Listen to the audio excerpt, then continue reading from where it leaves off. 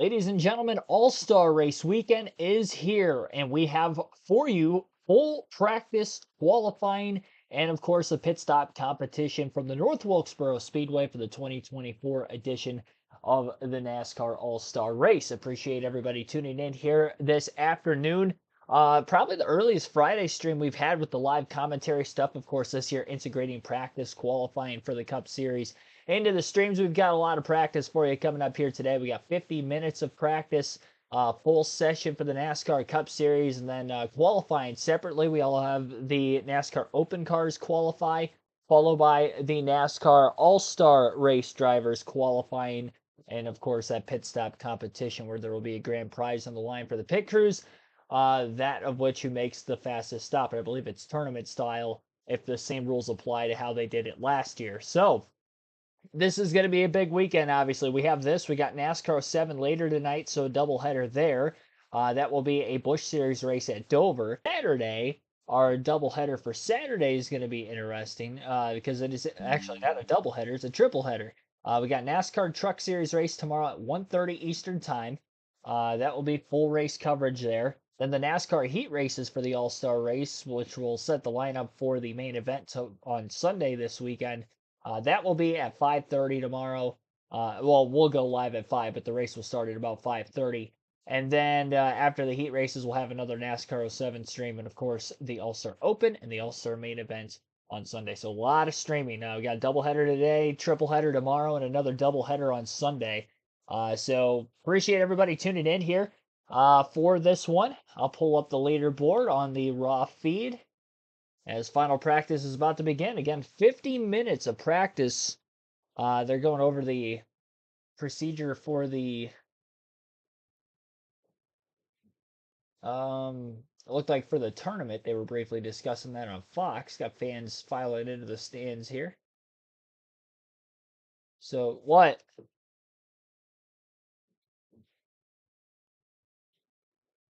Hang on a second.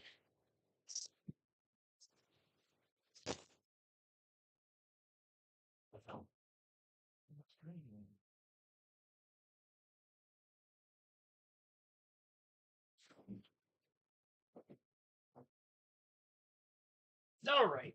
There we go. Sorry about that. So the All-Star race, yes, we do have cars on the track for the first time. Full 50 minutes of practice. All the Open and All-Star race drivers are basically running this practice session, so it's full field here for practice. Again, 50 minutes, and that is because of the repave at the North Wilkesboro Speedway, plus the multiple different tires that will be used during the All-Star race this weekend as well. So first laps of practice now taking way. Chase Elliott quickly to the top of the speed charts. William Byron, Denny Hamlin are the first of a few to make a lap around this very newly, freshly repaved North Wilkesboro Speedway surface. Now, there was a Cars Tour race a couple of nights ago. I do believe that was either Tuesday or Wednesday night. I did not watch it. I was unable to. But for anybody that was watching that on Flow Racing, hopefully you enjoyed it. That was, I believe, the first actual racing laps on this North Wilkesboro Speedway surface, if I'm not mistaken. Already seeing some cars going 3 wide here in the early going, kind of testing the waters. It looks like there's a big bump off of turn 4, and I think raindrops are actually starting to fall in the area as well. I know there is rain in the vicinity, so we may see some wet weather tires potentially for this practice session also. We'll have to see how this is going to go down, I guess. An 18.254 for Bubba Wallace on the top of the speed charts for right now. Not every car is on the track and has made a lap so far, but pretty close to it. 34 of the 36 entries this weekend have made a lap. There are no non-chartered entries for the All-Star race. Now, the only driver who could have been maybe in a non-chartered entry this weekend that was actually locked into the show was Shane Van Gisbergen. After winning the Chicago street race in his first career Cup start last year, technically, because of winning a Cup race, would have locked himself into the show, but he is not racing this weekend as he is a full-time Xfinity Series regular. And fortunately had no availability to field him in a non-chartered entry. The payout's just not as big, obviously, for anybody who does not win the All-Star race. So obviously they felt that he wasn't going to have a very good chance of necessarily winning, so they didn't think cost effectiveness was going to be the key there.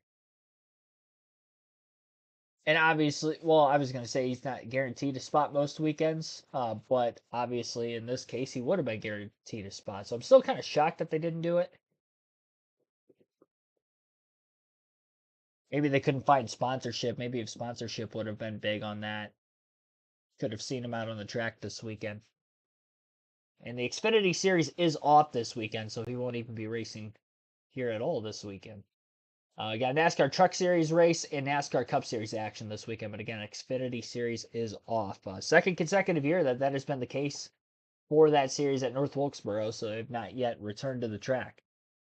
Still some rain droplets. Again, rain is going to be in the area for about the next hour and a half to 2 hours at the North Wilkesboro Speedway, so hopefully we don't have any sort of washout of anything over the course of this stream.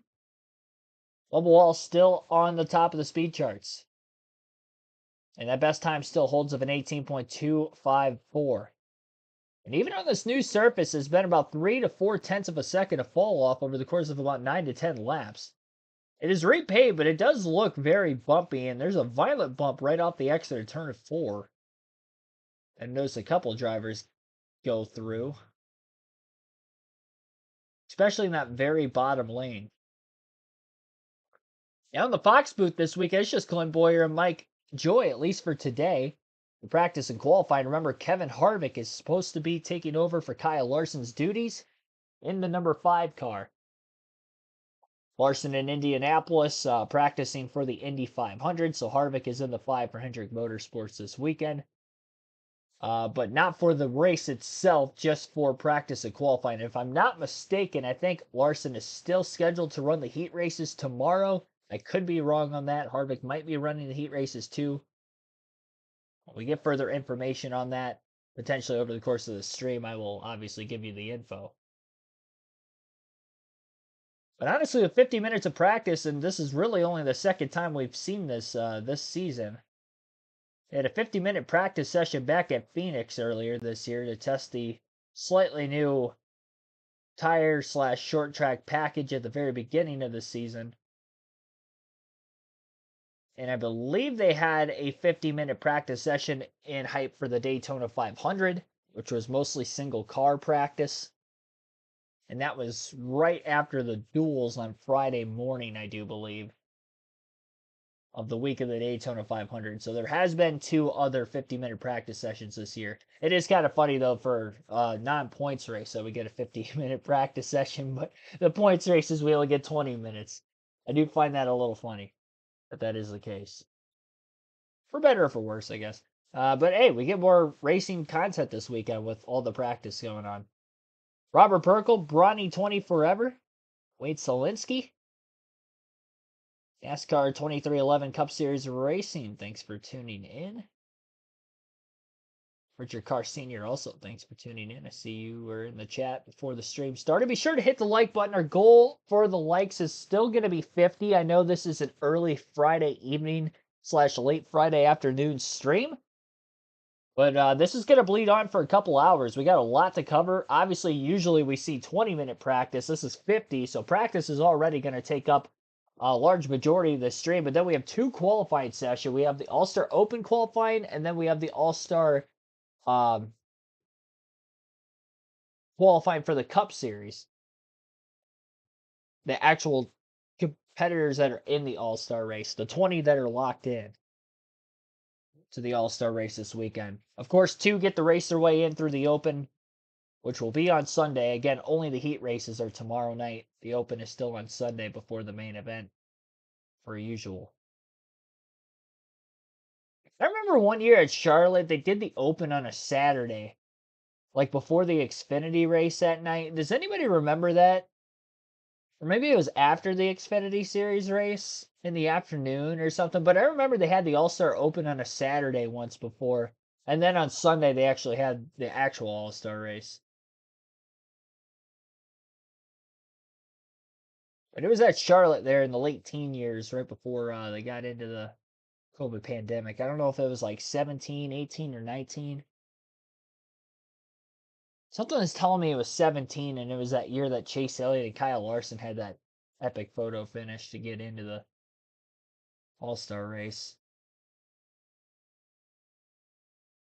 It might have been that year. And hardly anybody watched it because it was on Saturday. Nobody knew it was on Saturday. About 41 minutes of practice. I'll let you listen into the Fox booth. Again, practice is on Fox Sports 1. Larry, looking at those tires, looking at their wear. Here's one, checking that balance. Running that 10 car, Kevin Harvick, or the 5 car rather. Daniels told me this was kind of their plan. They were going to make kind of a short run, come in, talk to Kevin, evaluate where they were at, to go back out there, but they definitely wanted to try the other tire combination as well. All right, we're listening on Truex.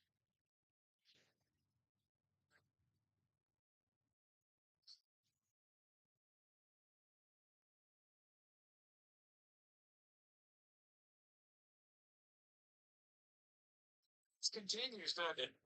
Yeah. All right, let's have a look at a tire comparison between the primary and the soft tire. We'll put Wallace on the soft tire.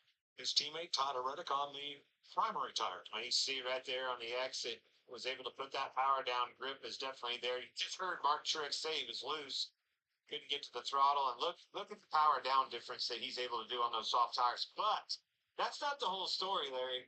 You run, but you can't hide. Those tires are wearing out pretty fast. Yeah, there you see Bubba Wallace. He ran 19 laps. His give up was about, call it north of a half a second, somewhere between a half, 3/4 of a second. All right, so a best consecutive 15, right? We're looking at that. You just told us that he ran 19 laps, so we got to go to best consecutive 15. He's clear down a 7 on the board. That means that car took off way faster, 4/10 faster. Now, how does that play into your hands? Those cautions are going to determine that. If that caution comes out the right time, that's going to be the ticket, right? The magical ticket.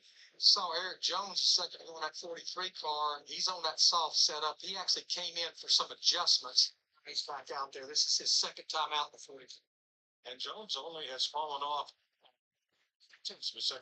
on the second run, albeit not that many laps. Watching them, and then we watched truck practice just a little bit ago on this new repave. They're up a little bit more, especially down in 1 and 2. The groove is pushed up a little bit higher than it was in the old surface a year ago.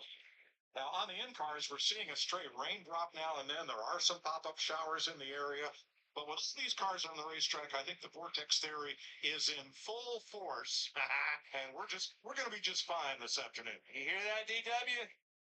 Mike's still buying into your story, the vortex theory. I love it. We use it right there because it works. Yeah, it's really not bad. Like there's more steering input than I'd like to see, so I think they need to make it better. Paint that gets pretty stout. See some shifting Carson Hocevar. One thing they didn't change about this racetrack, it's still uphill down the back straightaway and downhill down the front stretch.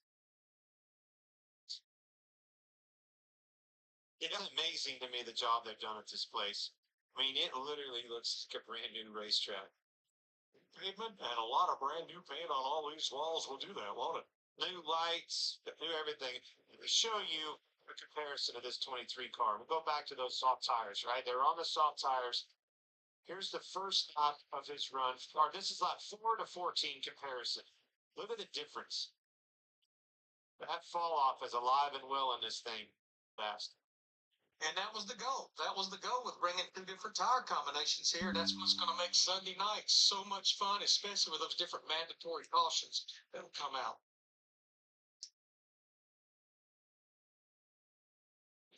So time was just on lap 30 on the primary tire. Chase Briscoe was fastest on the soft tire at lap 30, and the difference in their lap times was 3/10. Bro, you betting people out there, this 11 car, Denny Hamlin, he's pretty fast. Toyota's seem fast on a long run. Best 20, best 30 laps. Hamlin on top of the board. His driver, Tyler Reddick, in a 45, 2311 car, second quick. Starting out, Science of Tires in all-star practice. You're listening live to Cup Series practice for the North Wilkesboro All-Star Race right here on KRC. We'll go through the full field running order for practice, who has the fastest times, and this can change throughout this practice session as teams change tires from the soft tires to the compound tires. As of right now, Bubba Wallace is still at the top of the charts. That lap he set earlier of a 18.254 on lap 3 of his 21 laps he's ran so far has ran really well for himself as he's still at the top. Chase Briscoe is in second right now with an 18.359, a little over a tenth of a second off of Wallace's time.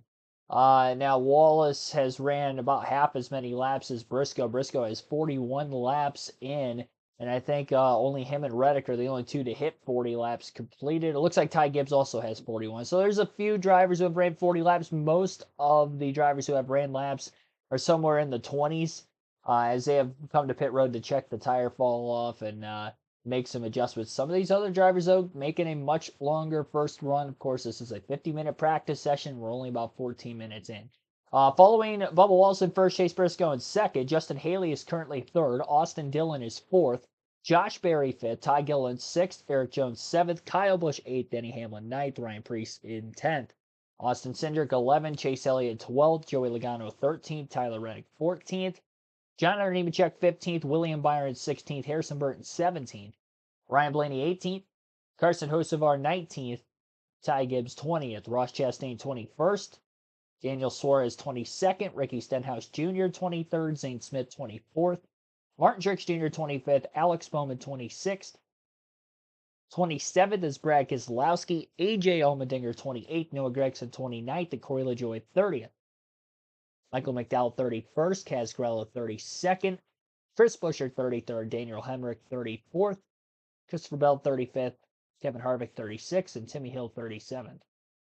I was wrong on no non-chartered teams this weekend. I did not realize Timmy Hill was going to be running the All-Star Race Open tomorrow. On Sunday. So Timmy Hill is at the track this weekend. He wasn't on the list there for a while. It was 36. Did he just get there? No, I'm kidding. Just showed up, actually. No, he is there.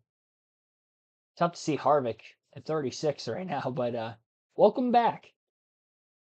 Just goes to show when you're not in the car every single week and you've been out of it for half a season now. Half a regular season at least. What a difference it can make. The white sidewalls, and we'll give you dates, the amount of tires each team has in inventory. Each team has primary tires, the yellow tires, these, the soft tires. There he is, Denny Hamlin. As we're going to break, I told you, this is what I like to keep an eye on right there. 20 lap, 30 lap average, that long run speed. Only 200 laps with this race for the $1,000,000, but that's what's going to pay the bills. That's what's going to get you done. Maybe have a little contact right here between McDowell and Briscoe. Leaning on him, leaning. Contact and practice.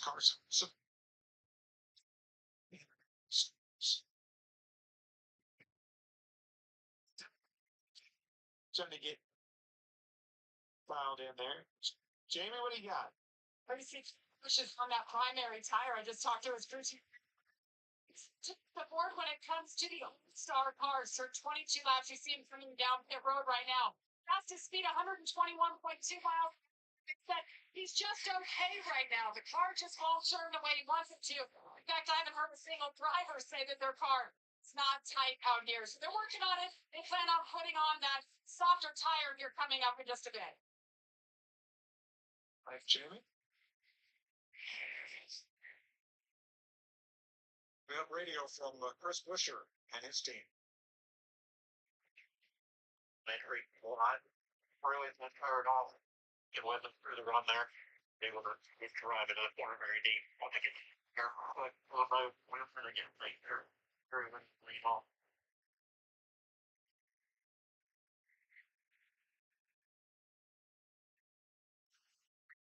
Not. Dylan, now didn't they start on the soft? It's the first driver and team that we've seen that has went from the soft to the primary.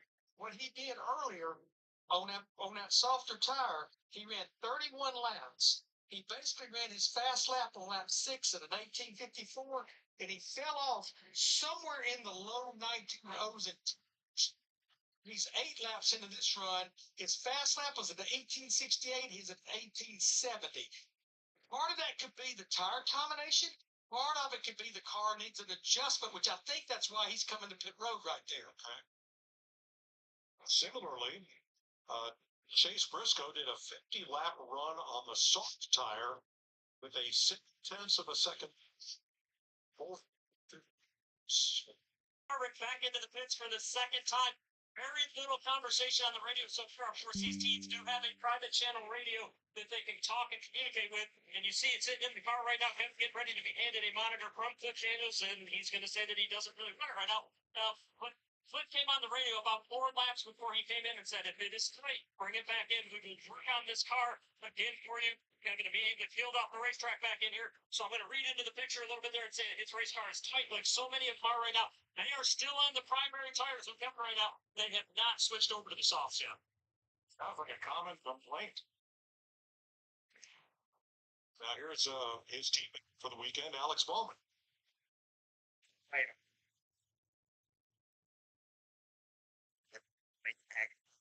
Hold up for a minute.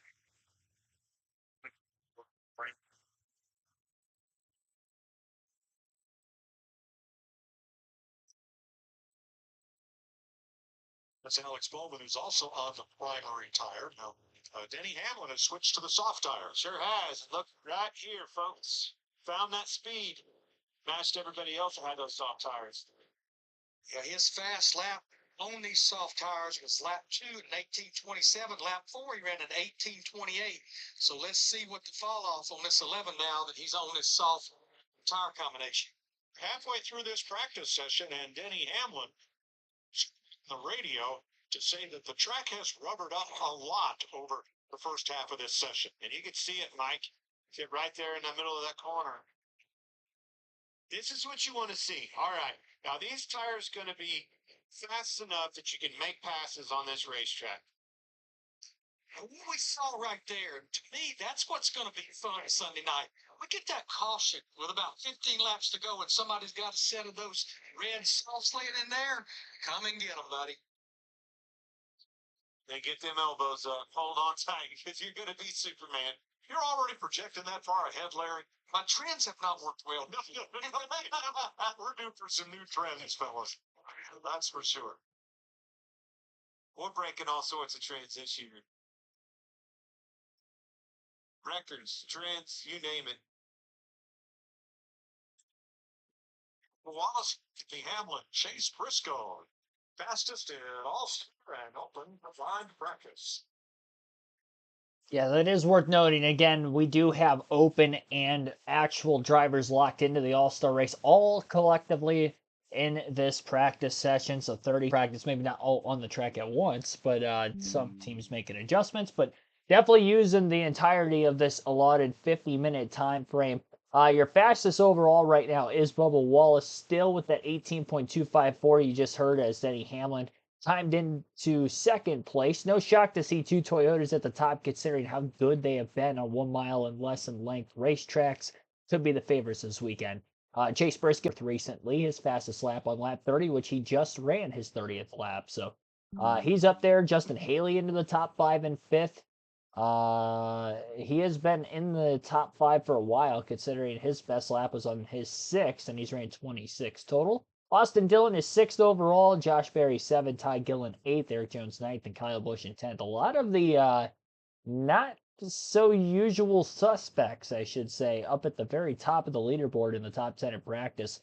Just goes to show, I think, the difference in the tires overall. I'm surprised that there is as much fall off with the softer tires as what we were expecting to see potentially out of this weekend, because this is a freshly repaved racetrack. Uh, you wouldn't expect tires to fall off a lot here, so it is maybe going to be tough for Goodyear and for NASCAR to get a great gauge on exactly how this tire is going to pan out. I think they're going to need more tests, honestly, before they try this at like an actual points paying race. That's just my opinion on it. Just because again, this is a freshly repaved racetrack. If you go to like a Richmond, then you can test, especially Richmond, with how much tire fall off we already have there. We don't have as much with the next gen. I mean, over the course of a 40 lap run with the next gen, it falls off a second and a half to 2 seconds. It can be anywhere between 3 to 4 seconds in the Xfinity series. I mean, we saw that just a month and a half ago when they were at Richmond for those couple races that weekend. So obviously the Gen 6 car fell off even more than that too. More horsepower, less just mechanical grip with those cars on the short track. So I do think there's obviously we're testing something here. I like that they're going in that direction, but I think they're going to need more tests. And they need more tests too than just bringing 3 or 4 cars to the racetrack during the season. I get it's going to be tough on the teams from trying to get everybody there on like a Wednesday during the week at like a Texas, or not a Texas Motor Speedway, but I'm trying to think of short tracks because that's what we're trying to fix here. But to go to like a Bristol and test something, or a Martinsville and test something, um, they're they're not going to be able to get everybody there. But that's why it's used during the off season. First week of the off season, second week of the off season, like we saw at Charlotte when they were doing test sessions with the next gen. It would have been the 2021 going into 2022 off season. We were done with the Gen 6. We had to get this car right. They were testing a bunch at Charlotte Motor Speedway on both the Roval and the Oval. Now I know Martinsville, Virginia, a little bit more north, so it might be a bit colder, but I think you're going to get a better read with more than just 3 or 4 cars at a racetrack with a test session. We need more tests to figure this out. And then we're able to spitball a bunch of other things. I don't think you're going to see much out of 3, 4 cars. I mean, you could see, what kind of fall off I guess you have with 3 or 4 cars, but then you don't know how they're going to race with each other on short tracks. I think that was a huge detriment to this car. There were a couple test sessions, I think, in Phoenix also that off season going into 2022, like in January or February. And I think one of them got scratched. They were supposed to have 2, and they only had 1. The one just got canceled for whatever reason. And those were the only short track, test sessions we ever had. And we've seen, obviously, huge decline in the overall racing with the next gen car on short tracks. So this is a good step in the right direction into trying to make a fix. But hopefully they don't just gauge solely off of this, and we do see more test sessions coming forward until they can get something that looks like actual racing, I guess, when it comes to short track racing in the Cup Series. Because the Xfinity and the Truck Series don't have this problem. So it's definitely a next-gen car issue. We're already past halfway through this practice session, though. Over 25 minutes complete out of 50. CeeLo, thanks for tuning in. I see you in the chat. I saw you a little bit ago. I wanted to make sure I shouted you out. He says Denny's going to win it. I think so. I mean, he's got to be the favorite coming in. Ty Gibbs looks pretty quick, too. Now, he will have to start at the back if he does race his way in through the Open tomorrow, because he is in the Open. And Bubba Walsh is in the Open too, so you got 2 Toyotas up there. But again, not a shock to see the Toyotas running where they are. Again, they have won all but one racetrack, and that's even counting the non-points race at the Clash. 1 mile and less than length racetracks this season. Well, I'll just go throw them off the top of my head right now. Denny Hamlin won the Busch Light Clash at the LA Coliseum, and I believe he was fastest in practice that same day as well, when they had kind of a short practice / qualifying, and they started up front and did end up getting the win. He fell out of the lead there for a little bit, but he still ended up getting the win. And Ty Gibbs led a lot of laps in the Toyota in that one. The next short track after that would have been Phoenix. Toyotas dominated, particularly the 4 JGR Toyotas. Pretty much led almost all the laps of that one, and Denny Hamlin also got the win there. Denny Hamlin wins that one. And while you could consider it an anomaly, considering the fact that there was a lot of tire fall off, unlike what we have seen really in any car over the last several years, with as much tire fall off as we saw at Bristol, it was still Toyotas dominating the day. Ty Gibbs, when pushing at his hardest, was the fastest that day. And the drivers who were trying to conserve over the course of the full run, light years better than the rest of the field, was Martin Truex Jr. and Denny Hamlin. The next weekend at Richmond, Denny Hamlin goes back to victory lane again. We end up having Martinsville a few weeks after that. The Toyotas ran well. They led laps, but it was William Byron getting the win. That was the only race on a 1 mile or less than length racetrack that we haven't seen a Toyota win. And just a few weeks ago at Dover, Denny Hamlin pretty much dominated the final stage of that race and led a bunch of laps in that one. Truex had a really solid day as well. I think he ran top 5 for most of it.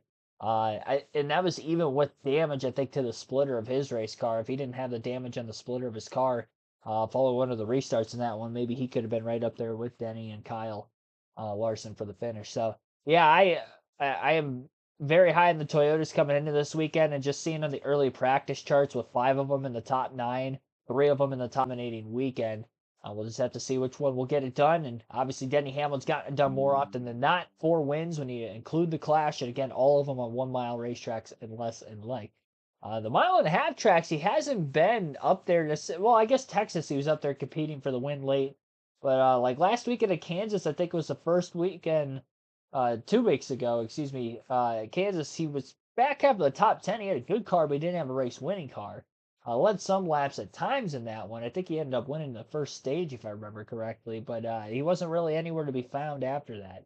And then you go to last weekend at Darlington. I think that was the first race he hadn't led a lap in a race this season. And again, had a fast car, but not fast enough to compete for the win, like we saw with Tyler Reddick, who's another Toyota. Really, Reddick's been the silver lining for Toyotas on intermediate tracks this season. Toyota's been dominating the short tracks, and we've only had one road course race, so it's kind of hard to tell there. And William Byron won that one. Reddick also had a good run that day, along with Christopher Bell had a fast car. So the younger Toyota drivers kind of taking over on the intermediates and the short tracks, but intermediates and the road course. But the short tracks definitely seems to be more on the veteran side of the Toyotas. But collectively, they're all still fast on the short tracks. And they're all still fast on the intermediates, like I mentioned with Truex and Hamlin, running 6th through 10th, while Reddick's out there competing for the wins on the intermediates. And then vice versa, you got a Truex and a Hamlin dominating the short track races in the lap sled category. And even Ty Gibbs in there maybe leading laps early. And those guys are still finishing back half of the top 10 at the end of the short track races, but it's Hamlin winning them. Truex hasn't won one yet this season, but he's been very close on a couple different occasions. See, Carson Hocevar cracked the top 10 recently. We'll re-update this top 10. Ty Gibbs is your fastest overall. It was Bubba Wallace for a while. 3 drivers ahead of him now. So recently, Ty Gibbs ran his fastest lap on his 49th of 73 laps ran. And I believe Gibbs has ran the most laps so far. Michael McDowell has ran 74, Hamlin 78. So 3 drivers have ran over 70 laps of practice already. Christopher Bell is 2nd overall. Chase Elliott 3rd. Then you got Bubba Wallace 4th, Denny Hamlin 5th. So you got 4 Toyotas top 5. And Josh Berry's the highest at Ford in 6th, which maybe not a surprise. Berry's been very good on the short tracks. And I think he'll be very good with the fall-off tire this weekend as well. As he's had good runs on those types of racetracks this year. He had a near top 10 at Bristol, and I think he did get a top 10.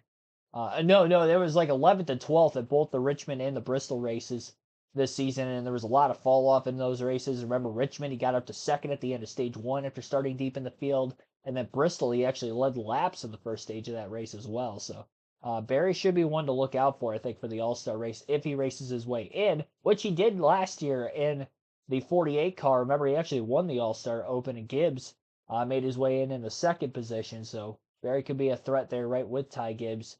And Bubba Wallace, I think, is kind of the 3-headed horse into winning the Open. Only 2 of those guys are going to get in, though. Only 2 of them are going to get in. Maybe something catastrophic happens and none of them get in. We'll have to wait and see. So behind Berry at 6th, you got Joey Logano 7th, Martin Truex Jr. 8th, Carson Hocevar 9th, Chase Briscoe is 10th.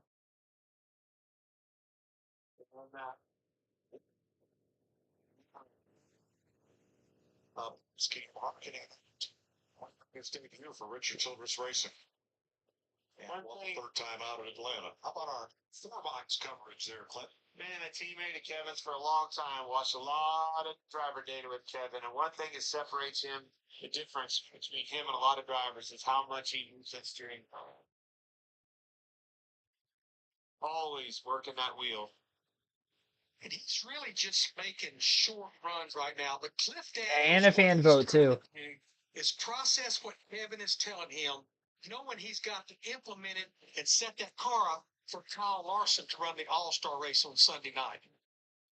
There it is. There's the Harvick we know. Found some speed. Put the soft tires on, as we just alluded. Starting to get on the left side of the board now. Find some speed. Find some comfort on this grip level of the car. So Harvick up into the top 20. It's Jamie. It's a big night, big competition coming up. This is Christopher Bell's team. Last year they were with Ty Gibbs and they the champions. Darrell Edwards, Jackman. Tell me about tonight. How much fun it was to win it and what you guys want to showcase tonight. Yeah, it was a lot of fun, right? All these big crews got a great at what we do. We get an opportunity one night to showcase, one it takes all, one stop, right? And you hopefully, all the work and preparation that you put in thus far this season, you hope it all pays off tonight, with one good stop, It's either going to hit, we'll see whatever it falls in between, but we got in and bring it back home and go get racing. All right, congratulations on winning last year. If you guys can back it up, team right here. Fastest car, by the way, of the All-Star car. Thanks, Jamie. Big night for the crews. It's their chance to shine. They are led by Adam Stevens.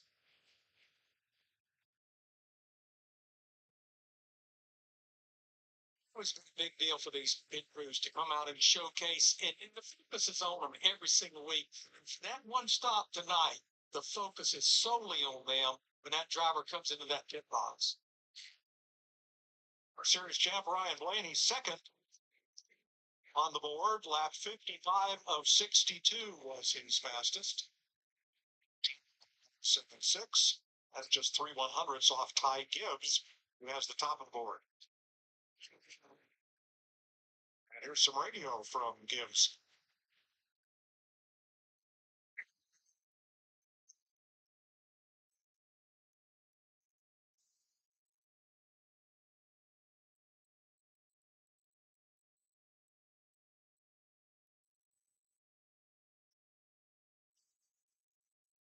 Keep light. John's a fun night. No points, no problem. We get. Drivers never like being told what to do. It is a crew chief. Absolutely not. Neither does an analyst. Just back to him, pretty much apples to apples on the soft tire combination, somewhere in that lap 38 to 40 range. He's about 1.5 to 2 off of his teammate, Denny Hamlin. Kevin Harvick hard at work. Here's his radio. Yeah. All right, Greg.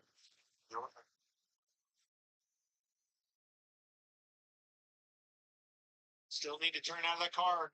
That seems to be a general consensus with a lot of these drivers. Heard a lot of them complaining about tight in the middle. But that was going to be, I think, what was going to happen to these race cars when you put that soft tire combination on there. But the extra grip makes the car want to turn less. It's the same compound left and right. Next point, it's just got the stagger built into it, the differential between the left sides and the right side, which is about 1 inch. So, Larry, when you change from one to the other, say from the primary optional tire, the soft tire, what other adjustments are you going to want to make? You'd love to be able to do it with air pressure alone. Don't do anything to slow the pit stop down. But the other thing that will go along with it, Mike, would be a wedge adjustment. Take it wedge out of the race car. Clint, you ever have to set a car up for somebody else to race? I think I tested back in the KHI days. I actually did some testing in the trucks or Xfinity for Kevin a couple times. Essentially, when you're with a multi-car organization, if you go test anywhere, you're testing and setting things up for the others as well. Always have that in the back of your mind. I want it. We need nothing less. Of course. Give them just enough to run right behind me. How about that? Look, how about those marbles there? A lot of rubber on the side of the racetrack. 11.5 minutes left in this combined practice for the Open and All-Star cars. We'll go back through that running order one more time for our full leaderboard for practice. Ty Gibbs is back to the top once again, an 18.145 for him on his fastest lap, which again was his 49th of 87 ran. About 11 minutes to go in the practice session. Ryan Blaney is now in second, highest Ford, and the only other Ford in the top 10 other than Josh Berry. Third overall is Christopher Bell. Then you got Chase Elliott in fourth as the highest Chevy. Bubba Wallace is fifth. Denny Hamlin sixth. Kyle Busch up to seventh. Josh Berry eighth. Corey LaJoie ninth. And Daniel Suarez is 10th fastest in practice overall. William Byron is 11th. Joey Logano 12th. Martin Truex Jr. 13th. Carson Hocevar 14th. Chris Buescher 15th. Chase Briscoe 16th. 17th for Ross Chastain. AJ Allmendinger 18th. 19th for Ricky Stenhouse Jr. And Tyler Reddick is 20th. 21st for Ryan Preece. Austin Cindric 22nd. John Hunter Nemechek 23rd, Kaz Grella 24th, Kevin Harvick is up to 25th, 26th for Alex Bowman, 27th is Daniel Hemrick, Noah Gragson 28th, Justin Haley 29th, and Austin Dillon 30th. Michael McDowell 31st, Ty Gillen 32nd, Brad Keselowski 33rd, Eric Jones 34th, Zane Smith 35th, Harrison Burton 36th, and Timmy Hill rounds out the 37-car field. And again, a 50-minute practice. We're about 40 minutes in, 10 minutes to go. And as soon as practice wraps up today, 5:30 Eastern Time, will be the start of our Open qualifying coverage. So again, the Open cars will have single car qualifying to set the lineup up for their race on Sunday. Top two from that race get into the All-Star race. And then there is still one more option to get into the race beyond that, which would be, of course, the fan vote that they have had since about the early to mid 2000s,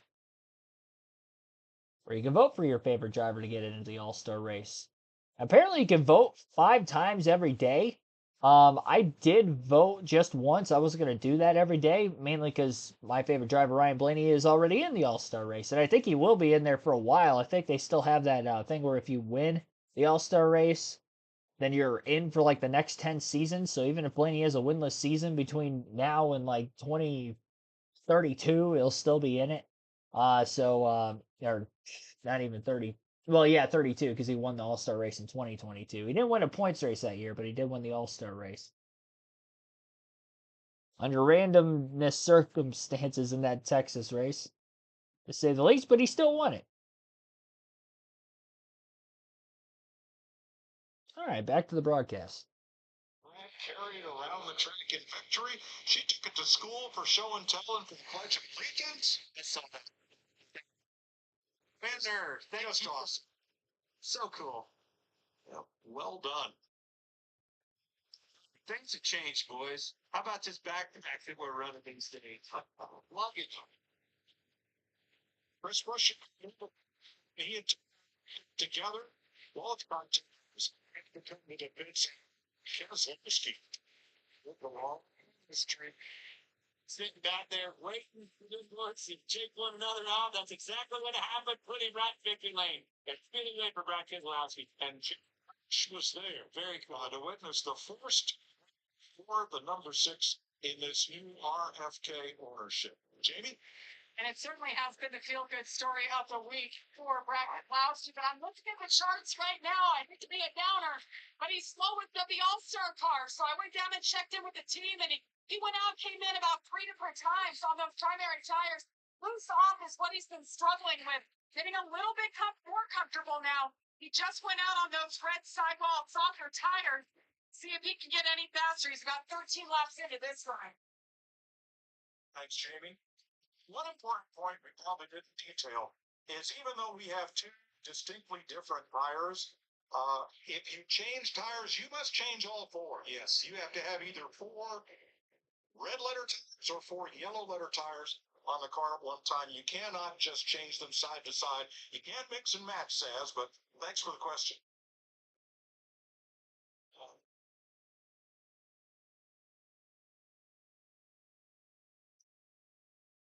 Austin Cindric behind Kyle Busch. Austin just outside the top 20 for fastest lap. Cowboys 7th on the board right now. Yeah, Austin has run 69 laps total in that 2 car.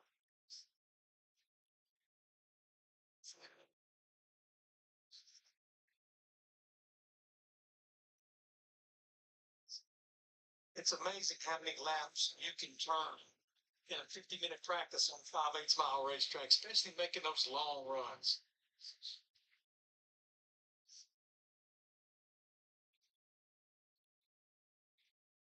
Kevin Harvick back on track. He's completed 74 laps, Regan. Like he has, and they just recently came in and put those soft tires, soft option tires on that number 5 car that comes behind right now. Cliff Daniels, some good feedback. I think they're starting to like what they're seeing out of the 5 car. Really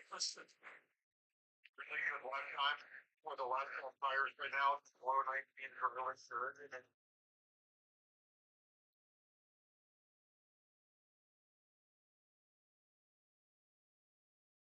Yeah, he's run about 38 laps this run right here with that soft tire combination. See Michael McDowell there in the 34 car. Now, I know you're not going to see him way up the ladder as far as a fast lap, but I'm pretty impressed with the red soft combination. He's run a total of 50-something laps, 55, 56 laps. A lot less than a lot of other drivers. Right now, they're in the low 19s. And he's won 107 laps, Larry. That's 107. 10 laps anybody else in this section.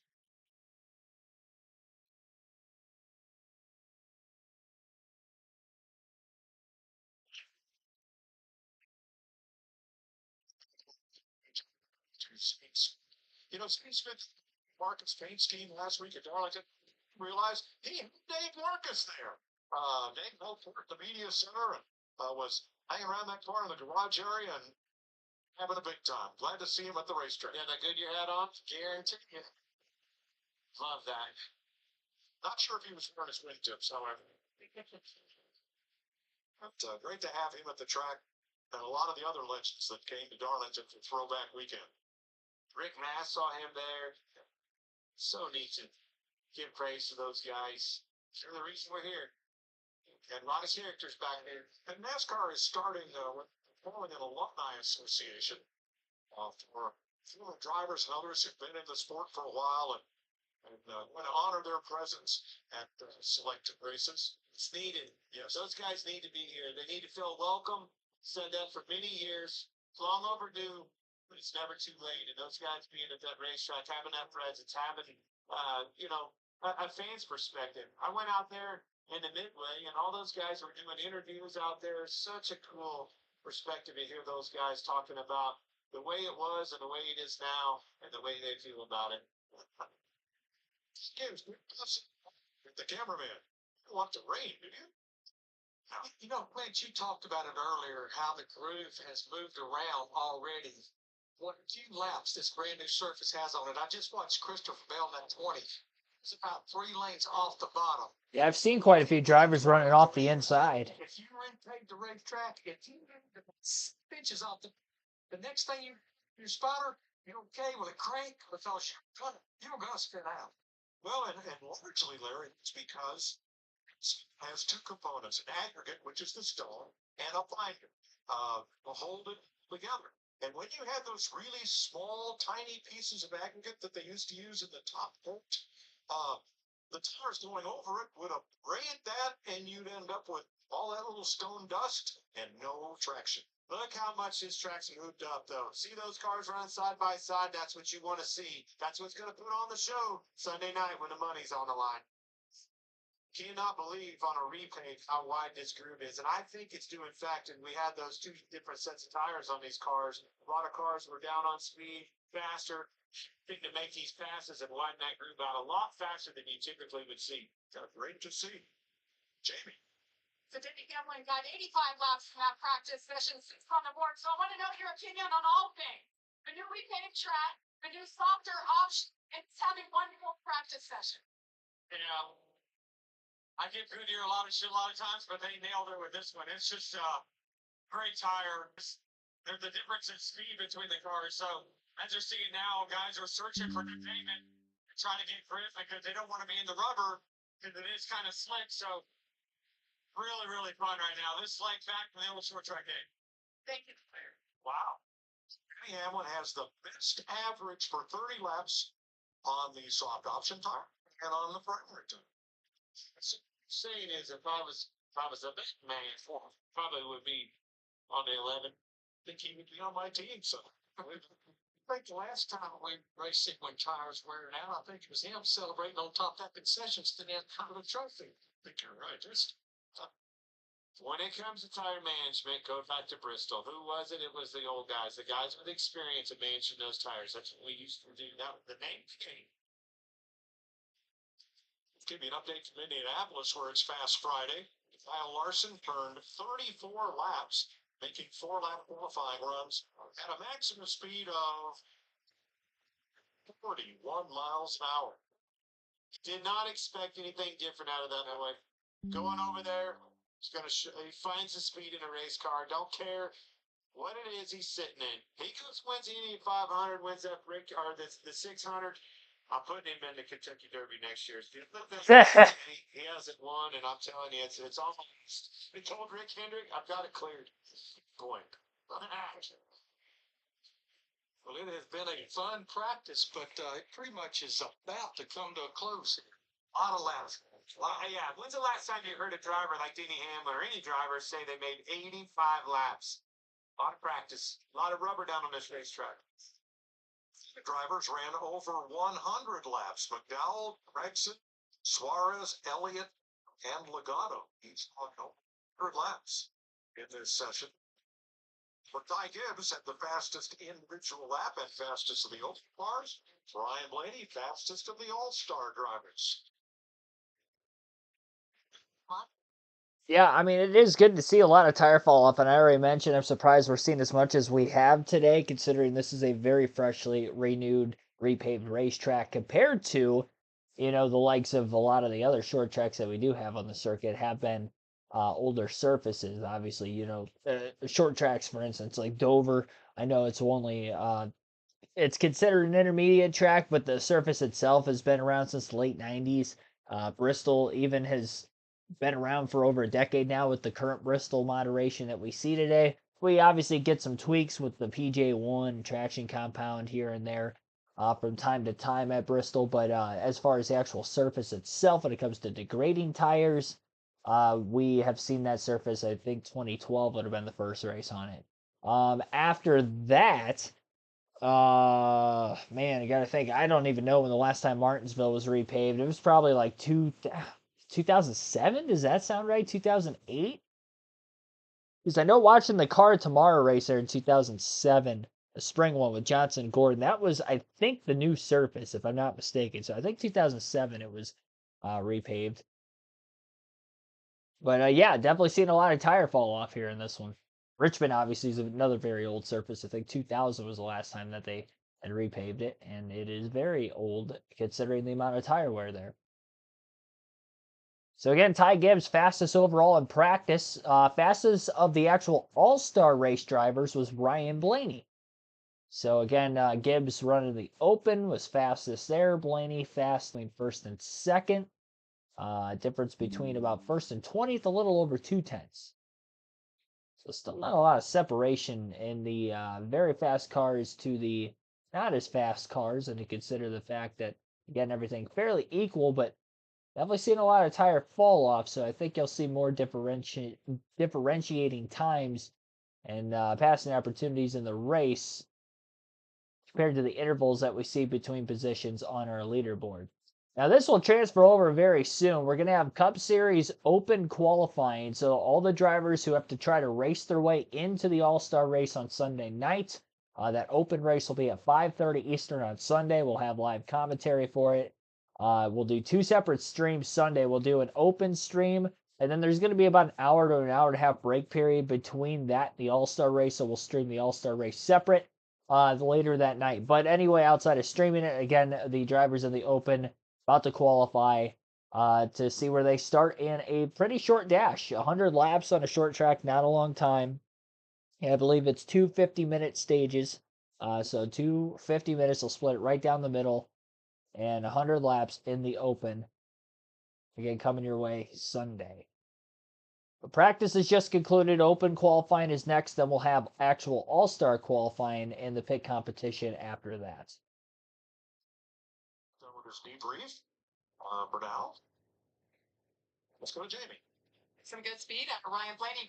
He's like, man, what's your opinion on what you learned today?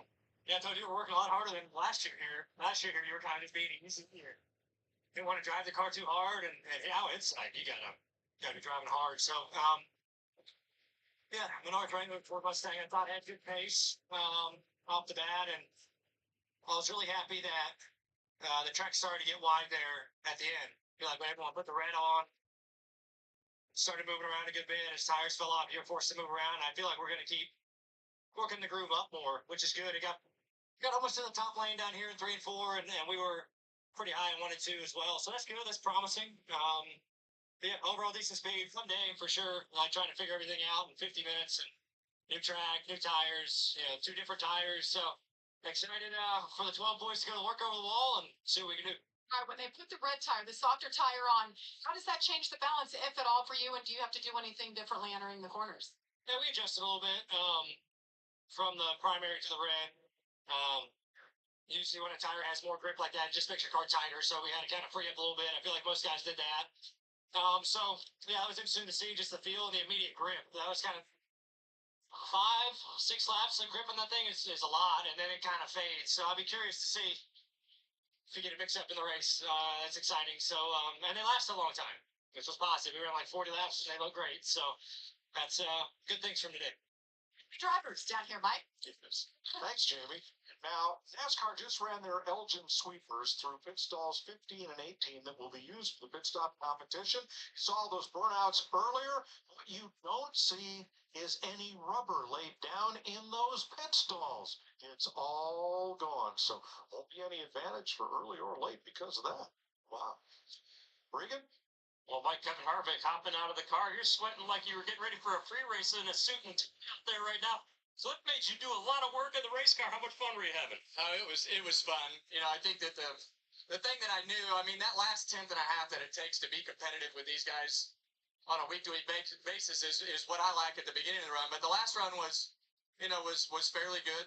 That was really the most important thing, just to see how far those red tires would go. And we ran 50 laps. So I'd like the car to turn a little bit better through the middle third of the corner in order to do the things that I like to do. So hopefully that gives them some good insight into what Kyle likes in the car and what they want to do with the car. And they'll look at everything tonight and figure it out. So that was fun. You mentioned that soft tire that you put on at the end of that practice session just a moment ago. How was it in terms of wearing out, falling off pace? What was going on? We saw the groove moving up the racetrack. It looked like a lot of good things coming from it. Yeah, well, I think that soft tire is going to give you options to move around the racetrack and rubber that outside lane. I was still better on the bottom of the racetrack. We had one tire that blistered, but I mean it ran over 50 laps. So I think that it would run those 1910s and teens when I would hit it right. So I think it's going to run further than I thought it would.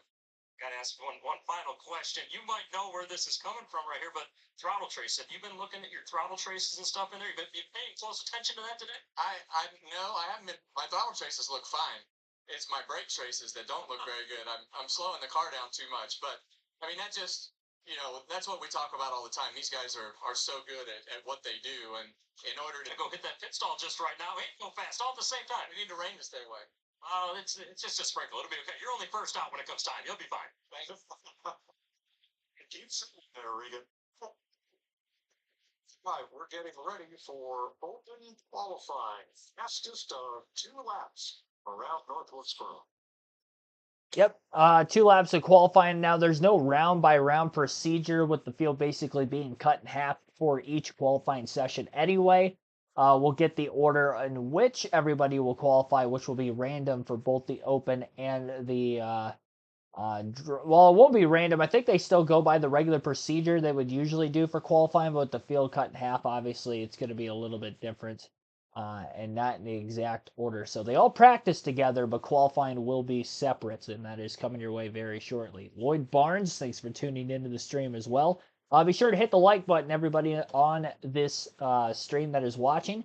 We currently have 28 likes. Our goal is to get to 50, and we have well more than that many people watching right now. So be sure to hit the like button so we can get to that 50 like goal. And subscribe for more NASCAR content. If you are new, we have live commentary streams like this every NASCAR race weekend with NASCAR Cup Series practice, qualifying, as well as NASCAR Cup racing, and we incorporate the NASCAR Truck and Xfinity races into that as well. Indy 500 next Sunday, not this Sunday, but the following Sunday, Memorial Day weekend, and we'll be doing live commentary for that as well. So we'll be doing the Indy 600 doubleheader on our own. We went to do that last year, but then the 600 got rained out, so we never actually did the double last year. We did end up having the stream on Monday night, but obviously we didn't have it on Sunday. But I will be doing live commentary for the Indy 500 and the Coke 600 again next weekend. So wanted to give you guys an update on that, and I'll keep you posted in the community tab as well per usual. This is not our last stream of the night as well. After this one is over, we will have NASCAR 07 Busch Series race at Dover, 200 lap there. So full race, 200 laps at Dover.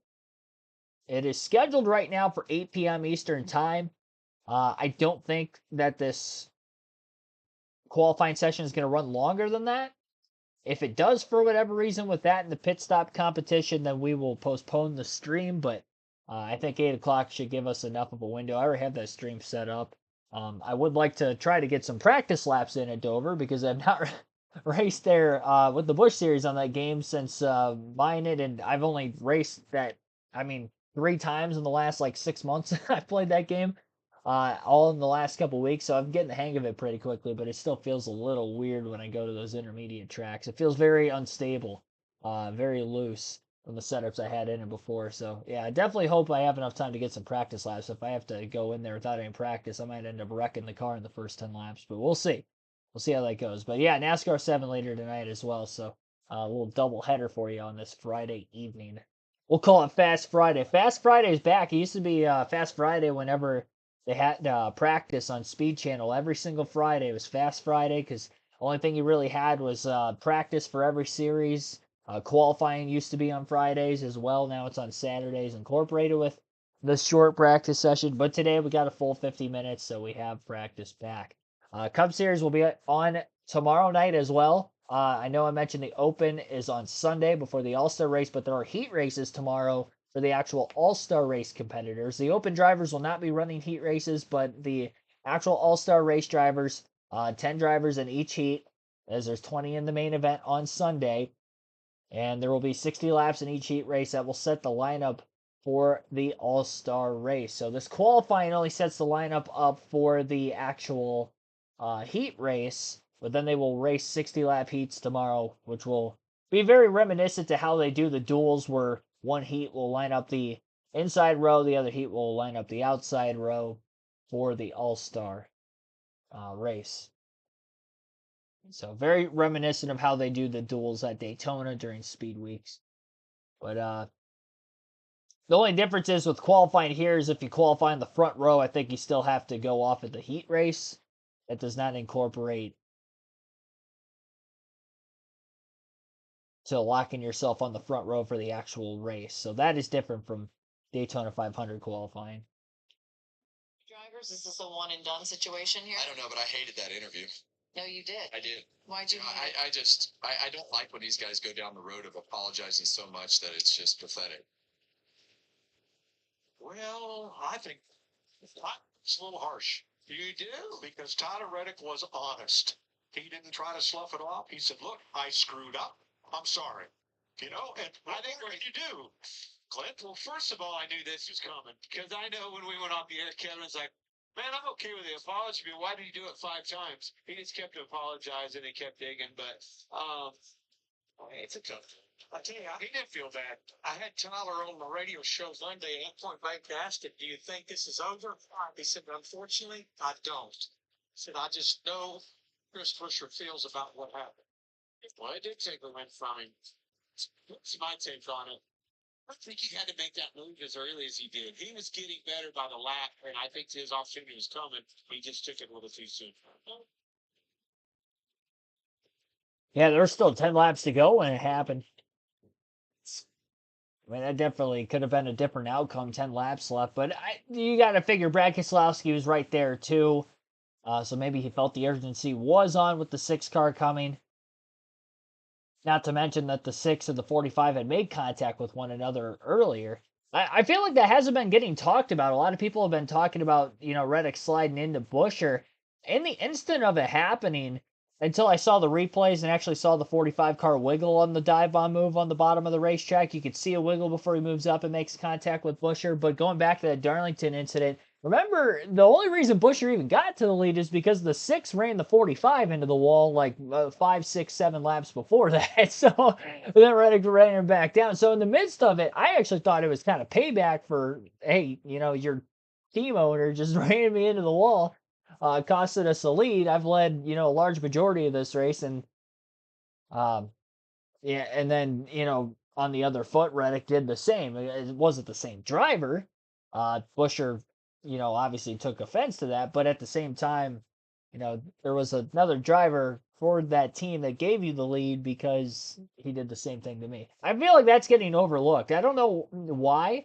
A lot of like podcasts, NASCAR podcasts I listen to, as well as just, replays of the actual race and the, going back and watching the audio of what Harvick, Boyer, everybody felt in the moment of it.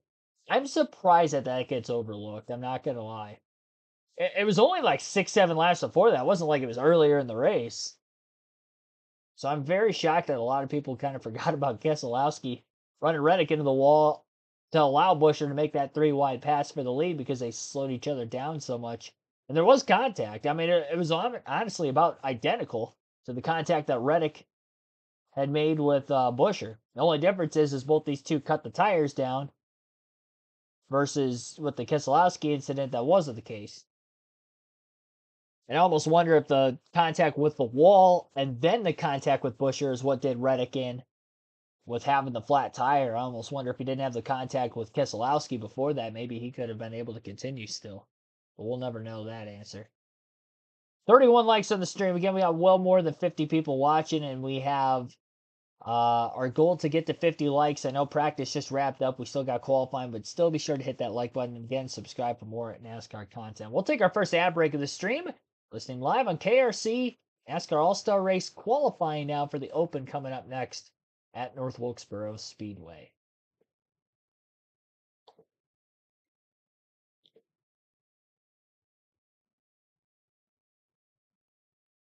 Regine Huddleston, thanks for tuning in as well.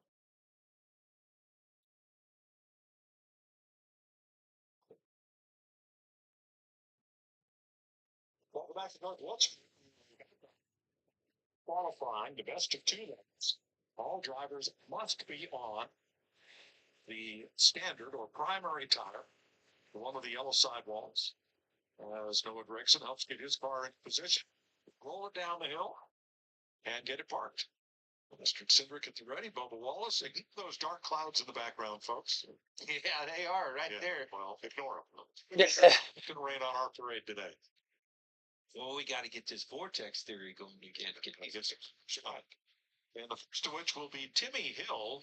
Hill Timmy! is the only non-charter car to attempt All-Star qualifying. I like that Route 66 number. Yeah. First, I like that. Mother Road, that's going to be in Tulsa, Oklahoma. Got it pushed up. The good thing is, though, it cranked. And AAA was helping to sponsor that. He's the truck race here, and this will be his 5th Open appearance. Tobacco Maryland driver. He was like a second off in practice. Immediately thinking nostalgia. 9/10 of a second off the next fastest car. Well, I'm just thinking nostalgia and being here at North Wilkesboro. Short term.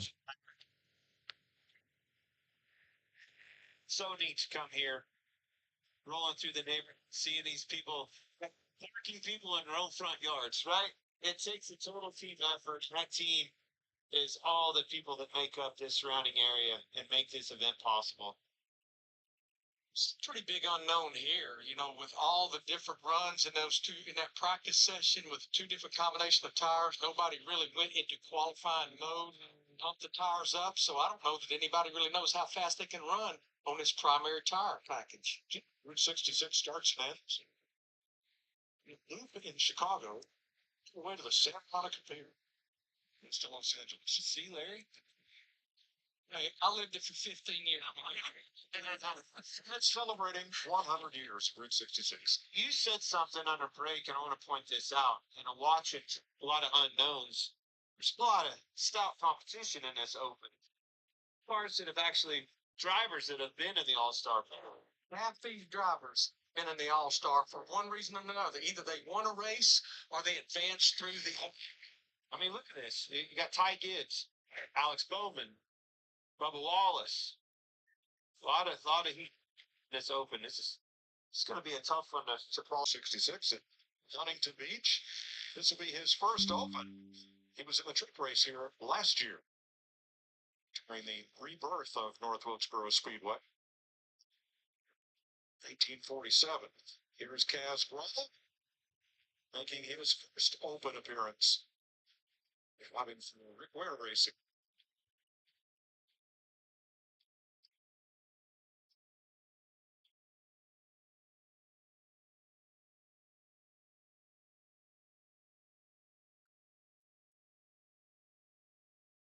For Gralla on his first lap.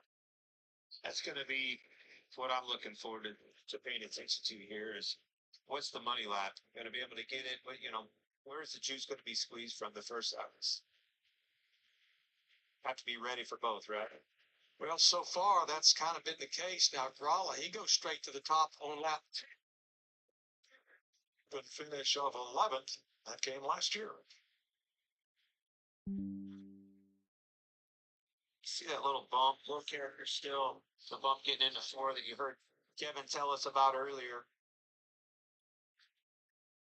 I talked to Steve Swift, who's kind of the SMI guru when it comes to track pavement, and he said we really worked hard not to take any of the character away from the racetrack, just put a new surface there.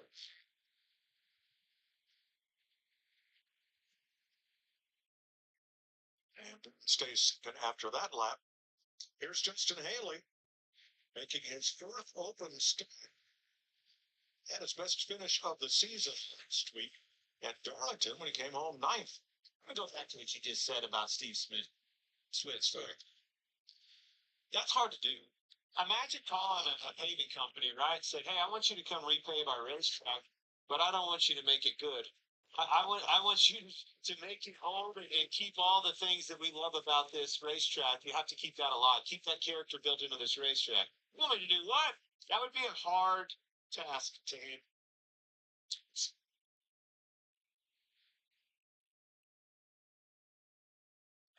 It's the top of the board, 1837. Austin Dillon is a 2-time open runner-up. He has been in the All-Star race 4 times.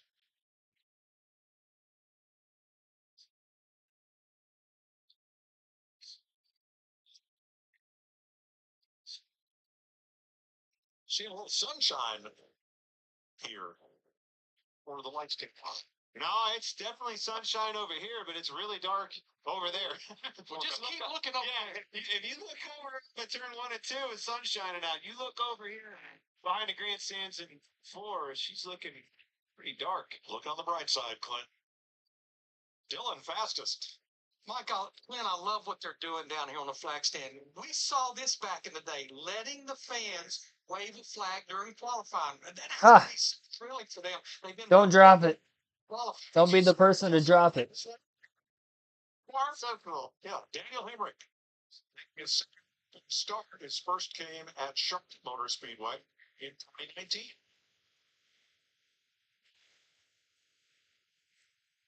That is cool. That they're doing that, Larry. I was just watching. All right, next. That lady got down. Next batter up.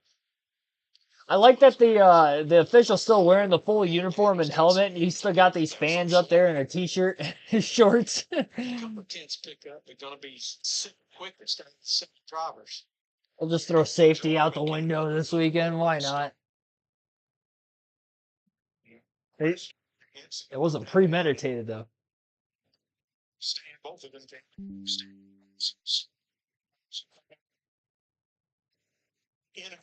There was no intent to get into the back of Jimmy or Vince.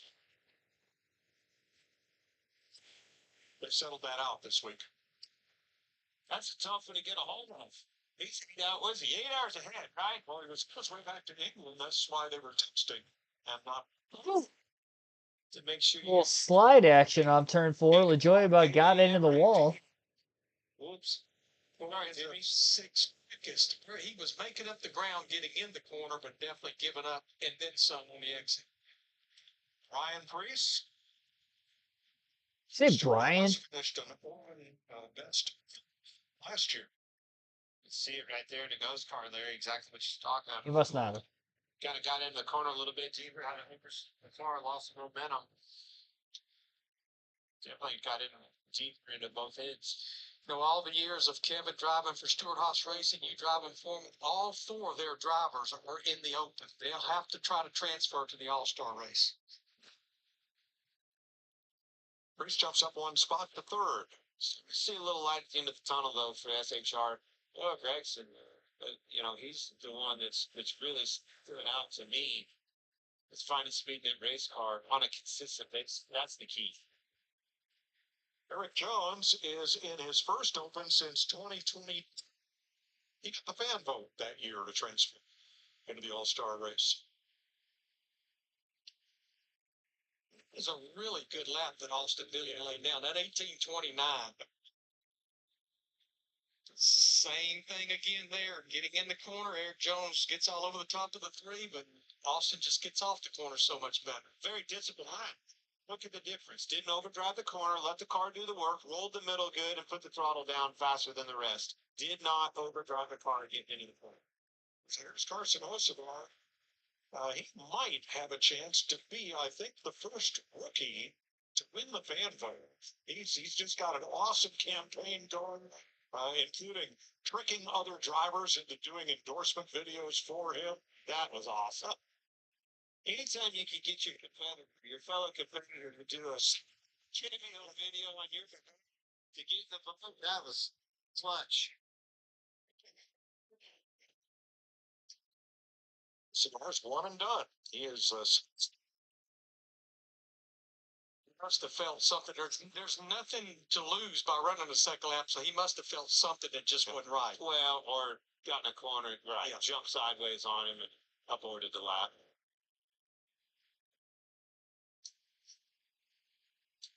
Don't know if Gregson got voted in as rookie on the fan vote. Way high for Nemechek. John Hunter Nemechek, second open start. His first came in 2020 at Bristol. See if he can put together a better second lap here. Further down on the racetrack, you can see kind of is right over the top of Austin Dillon to the exits. Pick up the throttle. Look tight down to 3 and 4. It still looks tight in the middle of the corner. See the speed loss. Can't get to the throttle. Knew it was going to be a building session with Legacy Motor Club moving to Toyota. I expected a little sooner. Hell yes. Love it. What a great campaign for Justin Hayward. He gets my vote. I like that one. It's pretty funny. Fit right into the name. Worked perfect. Gilliland make his third open start. He was 15th here last year. Clint, you mentioned the Ford situation. Yeah, it was encouraging that Brad Keselowski gets the victory lane, but to me, watching the Blue Ovals, 3 inside the top 5, 5 inside the top 10, to me, that's a telltale sign that just top 4 winning the race. Well, 2 different weekends too, right? Go to Kansas Speedway, the Fords were faster. That's that intermediate package. Now we get to the short tracks. Still look like they have some work to do, but one of the needle in the right direction nonetheless. That is exactly what we needed. Because, whoa, look out. Hold on to it. Slid way up the racetrack. That's not abort. You're going to see, had enough there. Going to have to regroup and try to, that might hurt both of these laps. The good thing it happened in 1 and 2. If it had happened in 3 and 4, absolutely kills both laps. Josh Berry won the Open last year to transfer to the Bill sideways, sliding through the corner. He's in trouble. But he's not happy with this lap starting at the back. This open. A lot of cars to pass, short amount of time. Or is wicked loose.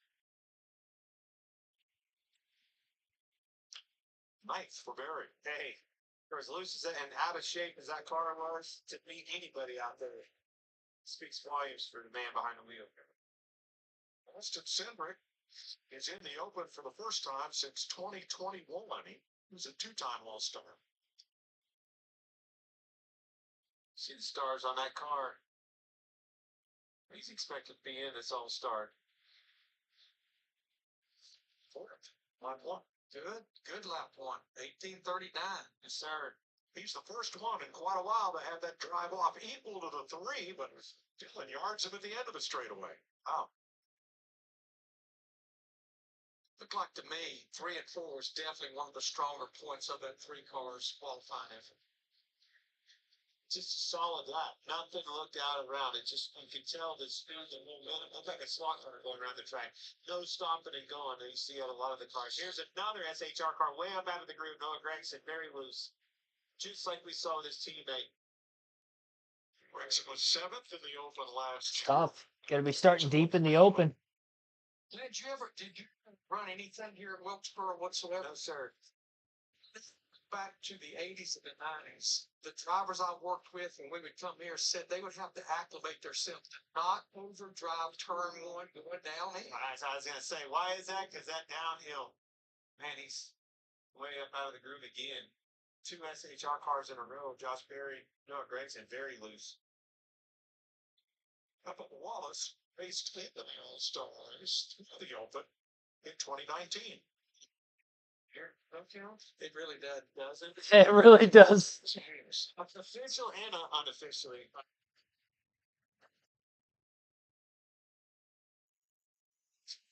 Two, once maybe not. Maybe Paul called it, come out and run you off. I caught him on a coffee break. Not a great lap for Bubba Wallace. 11th quickest, 18:58 on lap 1. Look at He got really loose. Turn 1. First lap. right there through the middle of 3 and 4 and off. A lot of them. It's on the 6th. Easy. Next up will be Chase Briscoe, who's in the Open for the first time since 2021. He's also a two-time All-Star. Now the SHR car loose, skating out from underneath of him. After that, fellowship. Yes, sir. Be disciplined getting into the corner. It's the only thing you can do. Try to give up a little bit. Get the most out of this lap. If that thing jumps out from underneath of you, it's over. Try to keep the car underneath of you. You got in the corner plenty hard again. Was able to get it rotated. This time did not come out from underneath of him. If it gets together down here, this should be a good lap for him. Stayed right on the bottom of the racetrack. Good job right there. That car rotated well. It's going to be way better. Well, it picks him up to 8th, which means Ryan Priest, currently 3rd, will be the best of the 4 SHR cars in qualifying. Alex Bowman has twice transferred into the All-Star race from the Open.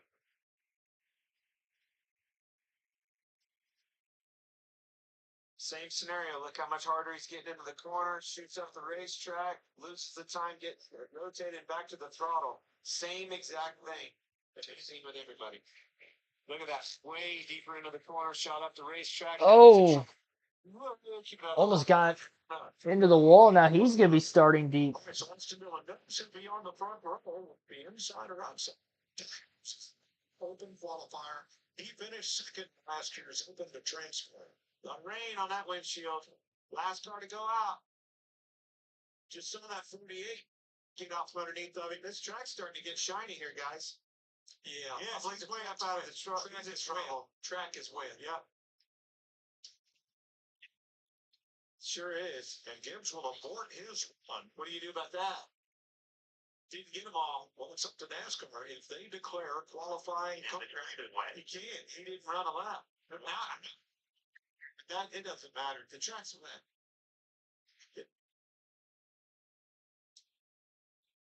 It shouldn't have. That's too wet. Gibbs 25 seconds as a light rain begins to fall. He ran a lap. It's exactly what he just said. It made a lap. He wants him to be official and be on the pole of this thing, but Waiting unofficially for NASCAR to determine whether or not this Open qualifying session is official. If it is, Austin Dillon and Justin Haley will start on the front with it.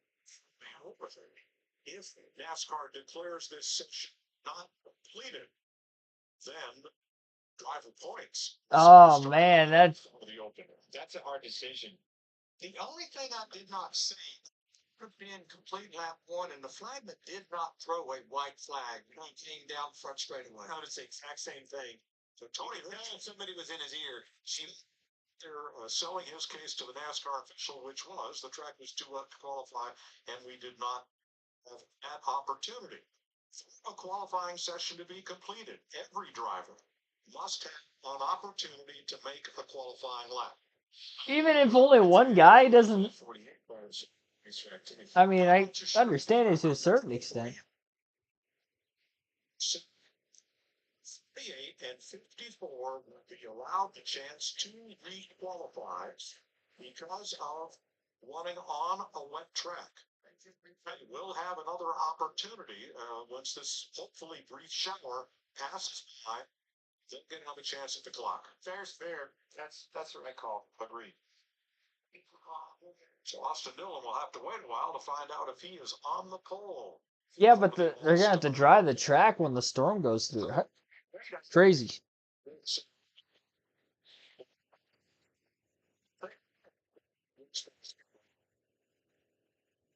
All right, well, you heard it right there. The 48 of Alex Bowman, the 54 of Ty Gibbs will get to re-qualify after running their qualifying laps on a wet racetrack. 18 of the 20 drivers have already qualified, with Austin Dillon and Justin Haley currently on the front row. A lot of Fords up there in the very front. Now, granted, there are just in general a lot of Fords in this Open, so that has a lot to do with it. But still, a lot of them in contention, at least for a good starting spot for the Open on Sunday. Again, this is the last that the Open drivers will hit this racetrack this weekend. The benefit, obviously, if you are one of the 20 locked in, is you get an extra 60 laps tomorrow with the heat races, which will be taking place at about 5 p.m. Eastern time. So 5 p.m. Eastern tomorrow evening, we will be live again for NASCAR Cup Series action at North Wilkesboro. It will be the heat races, which will set up the starting lineup for the main event. We still have qualifying for the main event as well as pit stop competition coming up after this Open qualifying, but currently on a rain delay with just 2 drivers yet to qualify. Now, they get 2 more laps. I don't know how long we're going to wait out a rain delay in qualifying. Usually they don't really wait around on that, and they kind of call it, but I guess it depends on how long it rains. Obviously, they've lost the racetrack with a couple cars slipping up the hill, so they're going to have to get the jet dryers out there at some point, so this could be a lengthy delay. But we'll keep you updated, and we'll stay right here. Well, that's all going on. We'll take our second ad break then. Again, you're listening live to All-Star Open qualifying at North Wilkesboro for the All-Star race.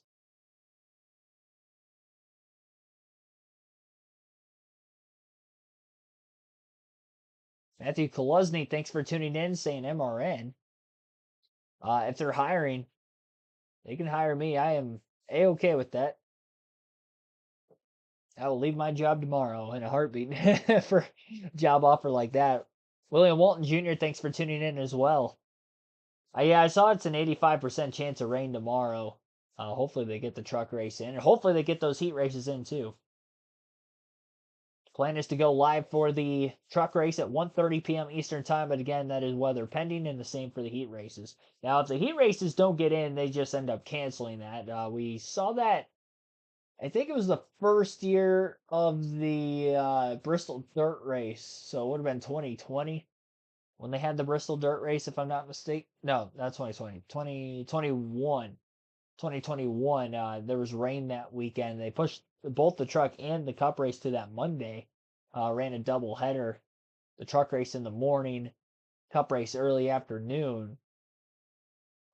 But heat races for both series are supposed to be on Saturday as well, and they got rained out completely. So they will not rerun the heat races on Sunday before the Open.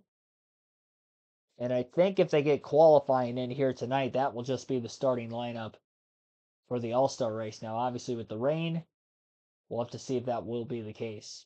Mimi, thanks for tuning in. Pulling for Bubba. Didn't qualify particularly well, but we know he should have a fast car because a lot of the Toyotas were up at the top of the leaderboard in practice, including his, which was fastest overall for the longest time. Or Ty Gibbs ended up jumping up and stealing the fastest time for practice. Sonny, the gibbets you put on your dogs, well, so the name establishment is me, Justin Haley, driver the number 51. My thing, George. Alias! When you, yes, yeah, Justin Haley. And yes, I approve this method. And vote often. This campaign ad was paid for by nobody. It's pretty funny. Look at the lengths that these fellas are going to win this fan vote. Regan. Well, Mike, Justin Haley and I standing here watching that campaign ad, having a good laugh. You know what? You got my vote. Hell yeah, I'm gonna vote for you, Justin. Yeah, thank you. I appreciate that. There's no big explosions or bald eagles here or rain, but I think I'm going to take my racing boots off and put those Crocs on. I think they're all weathers. So, yeah, definitely a cool campaign that we did this year, and hopefully it helps a little bit. All that work that went into that campaign. Right now, in the middle of this qualifying session, you are currently second, looking like you could maybe potentially have a front row starting spot for that open race when it starts tomorrow night. Coming off a great run at Darlington. Seems like you and Rick were racing, really getting things going right now. Yeah, we took a while to mesh. Definitely probably a longer road to start the season than we expected, just with a new crew chief, new spotter, new team for myself, new manufacturer. It was all new, but everyone at Ford Performance and Rico Racing has done an unbelievable job to bring fast race cars that are super capable for me to be able to go and drive fast, right? You have to have a fast race car underneath you. So, yeah, super thankful and blessed to have the speed that we do right now. I'm enjoying it. And, yeah, it looks like we have a fast enough car that we might not need the fan vote, but definitely cool. Your campaign got me so pumped up that I thought the open was tomorrow. It's Sunday. Don't run the open tomorrow. Go win it on Sunday instead. Jamie? That's right, Regan. The open drivers have tomorrow off, basically. We'll have the heat races tomorrow for the All-Star drivers. But how about this for Austin Dillon? Right now, and one car didn't get it up to speed laps, and now we're sitting here in limbo. I'm just proud of our Cenex team. It's the first time Cenex tools have been on our car, and we worked really hard to bring something different here I can get a feel for, and we changed a lot of wedge during that practice, changed everything we could change, and it paid off. Justin and Joel did a really good job right there. I'm excited to see what we have in the race. When I made the lap, I'm like, I don't know, didn't feel good, but I think that's pretty good.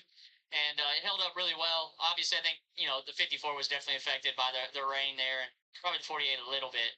But, man, I wish they would have both got in there because I think our lap's pretty strong. There's some good cars that went when it was fine. And, yeah, excited to see what we have on Sunday. A lot of positives for you. This track's not far from home. The family's up the street. You have tomorrow off. But let's talk about the task at hand. There's a new softer tire. So what's your opinion of that in that practice session with this new asphalt?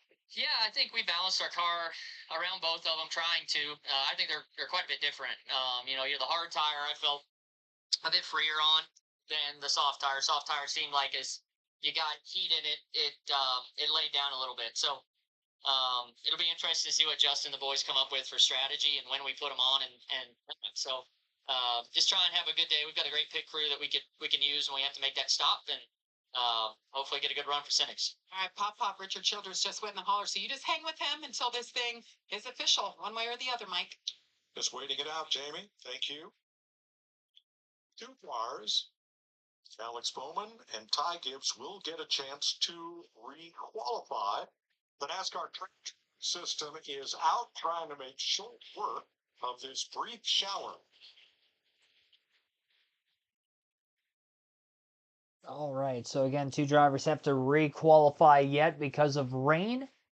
Now, I don't know that their laps are going to be great considering they have a few laps on them already. Even though it was in the wet, they still were pushing. So I don't know that that's going to fare well to top Austin Dillon's time. I think Dillon's honestly going to stay on the top of the leaderboard. Not impossible that Bowman and Gibbs could get up there, but I think that 18.299 is going to be good to go.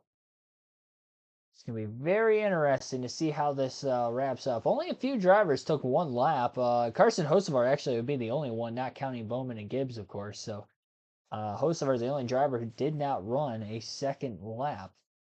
He's currently 10th out of 18 qualifiers thus far.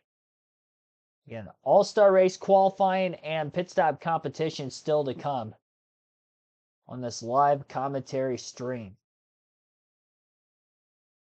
Got a little diecast showing for you guys here today. There's no stage breaks, of course, with this live commentary stream, with it being practice qualifying, but it's going to be All-Star Race themed this weekend. I'm going to have diecast for a bunch of All-Star Race winners, and we're going to start off with a guy who won the All-Star Race before it was known as the All-Star Race. At the time, it was just the Winston, and the payout was nowhere near or $1 million. I think it was a couple $100,000 at the time, which is still quite a bit, but not as much, obviously, as we see nowadays, and even just a few years after that.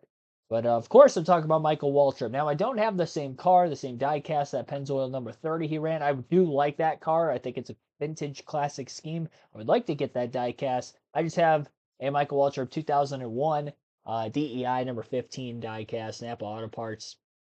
Always liked the Napa cars growing up, whether it be him, even Truex there, MWR for a little bit had a Napa scheme, and even Chase Elliott's Napa schemes in recent years have been pretty good as well. So, yeah, I've always been a fan of the blue, yellow paint schemes. A lot of the longtime viewers of the channel have heard me say that a bunch, but here's another one. I had to get it, and of course, he won the Daytona 500 this season, so I'm not going to take that away from Mikey. And yeah, definitely one of my favorite paint schemes. Really, Cup Series history. I always remember I obviously would drive as like Greg Biffle in the NASCAR games growing up because he was my favorite driver. Well, Michael Waltrip would be my second just because I love the Napa colors on the car. And this paint scheme, I feel like specifically in '01 with the there's more yellow in it. It's not just like all blue like it was there for his later years at DEI. And even like the Truex years at Michael Waltrip Racing, but I do like the pinstripes on it, of course, from DEI as well. So a little more yellow on this one, but that is going to be the diecast showing for today. Get a look at the hood there as well.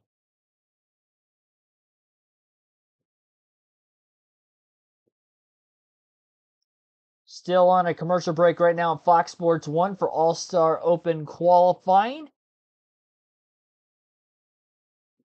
We have two cars yet to finish qualifying as soon as this rain gets done and the track will be dried. You're listening live on KRC. We'll take another quick ad break and continue our coverage.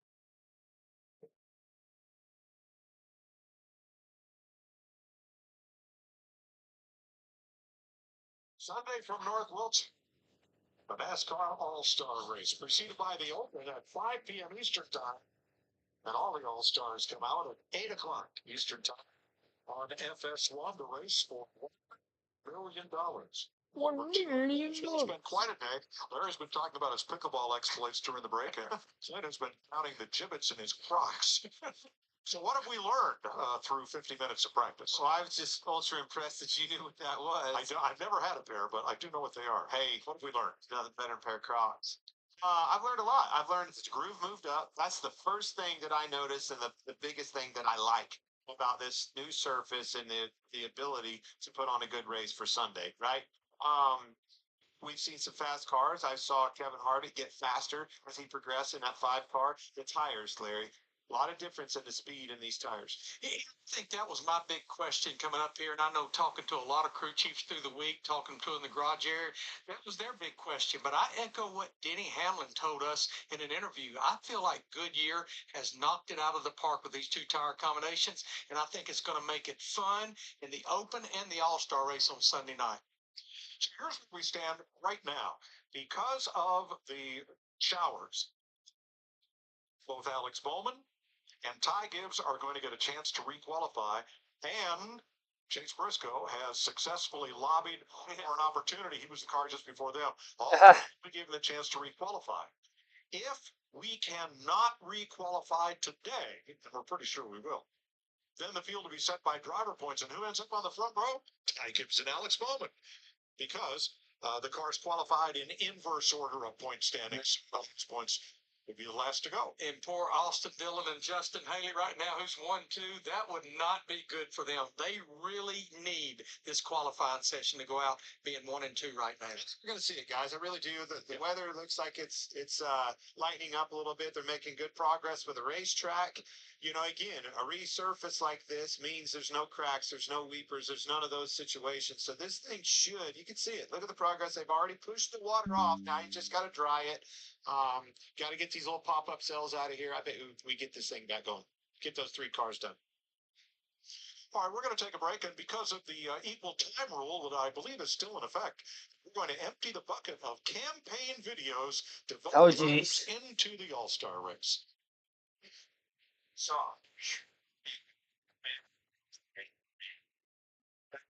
research on campaigns. So, my own. So, just if you're not convinced on me already, take a listen. What's up, Carson? It's Kevin Brala. Hey Carson, heard you're a fan. I'm a fan of you also. Heard you're in a tight battle right now. What's up, Carson? I also heard you're in a tight voting battle. Got my support, man. I'll be pulling for you the whole way. May not always push at the end, but I'll push it for you, brother. And if I could vote for you every day, I would. Go win, and everybody vote for Carson. Hey, what's the road trip? Everyone? Austin Dillon looked like he was half asleep recording that cameo.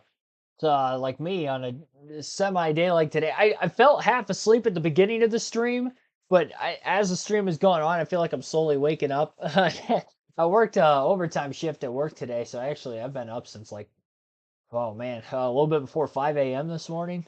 But we are here, and we are live, and we still have a doubleheader. Again, NASCAR 07 coming up later tonight. Now, obviously, again, that could get postponed with the rain right now at North Wilkesboro. I don't know when this stream is going to get done because we still have cup qualifying and then pit crew, pit stop competition stuff going on. So if that ends up lasting till very close to 8 p.m. Eastern time tonight, then we will push the NASCAR 07 stream back to tomorrow.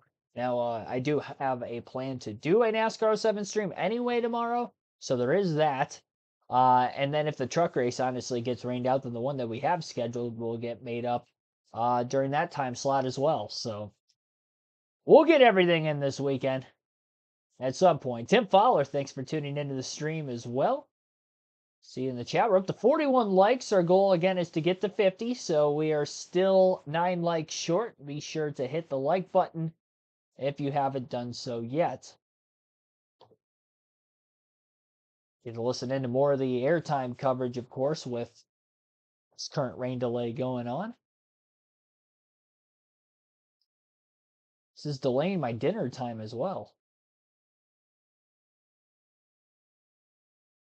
Every precious minute that goes by is another minute longer at the end of the stream.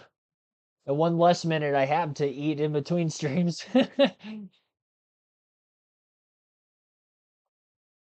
Trying not to think about food. My stomach was growling like 5 minutes ago.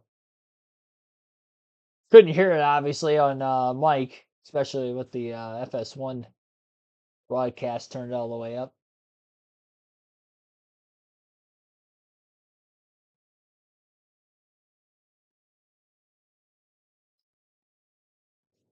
Under a race.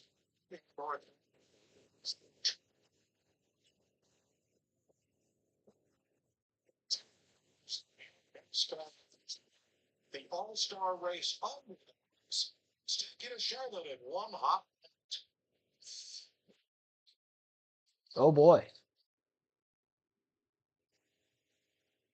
Get to listen into some vintage NASCAR stuff here for the next little bit.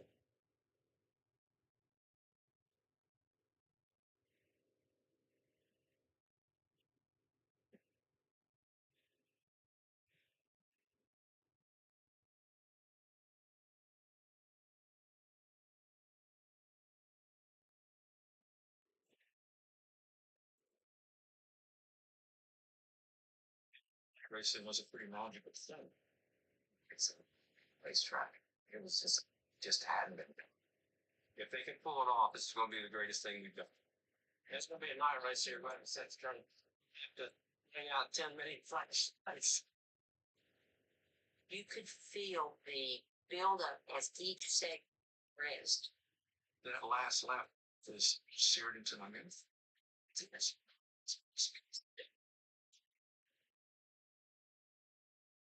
Is that one just changed? One hot night in Charlotte that certainly gained all the greens it ever needed.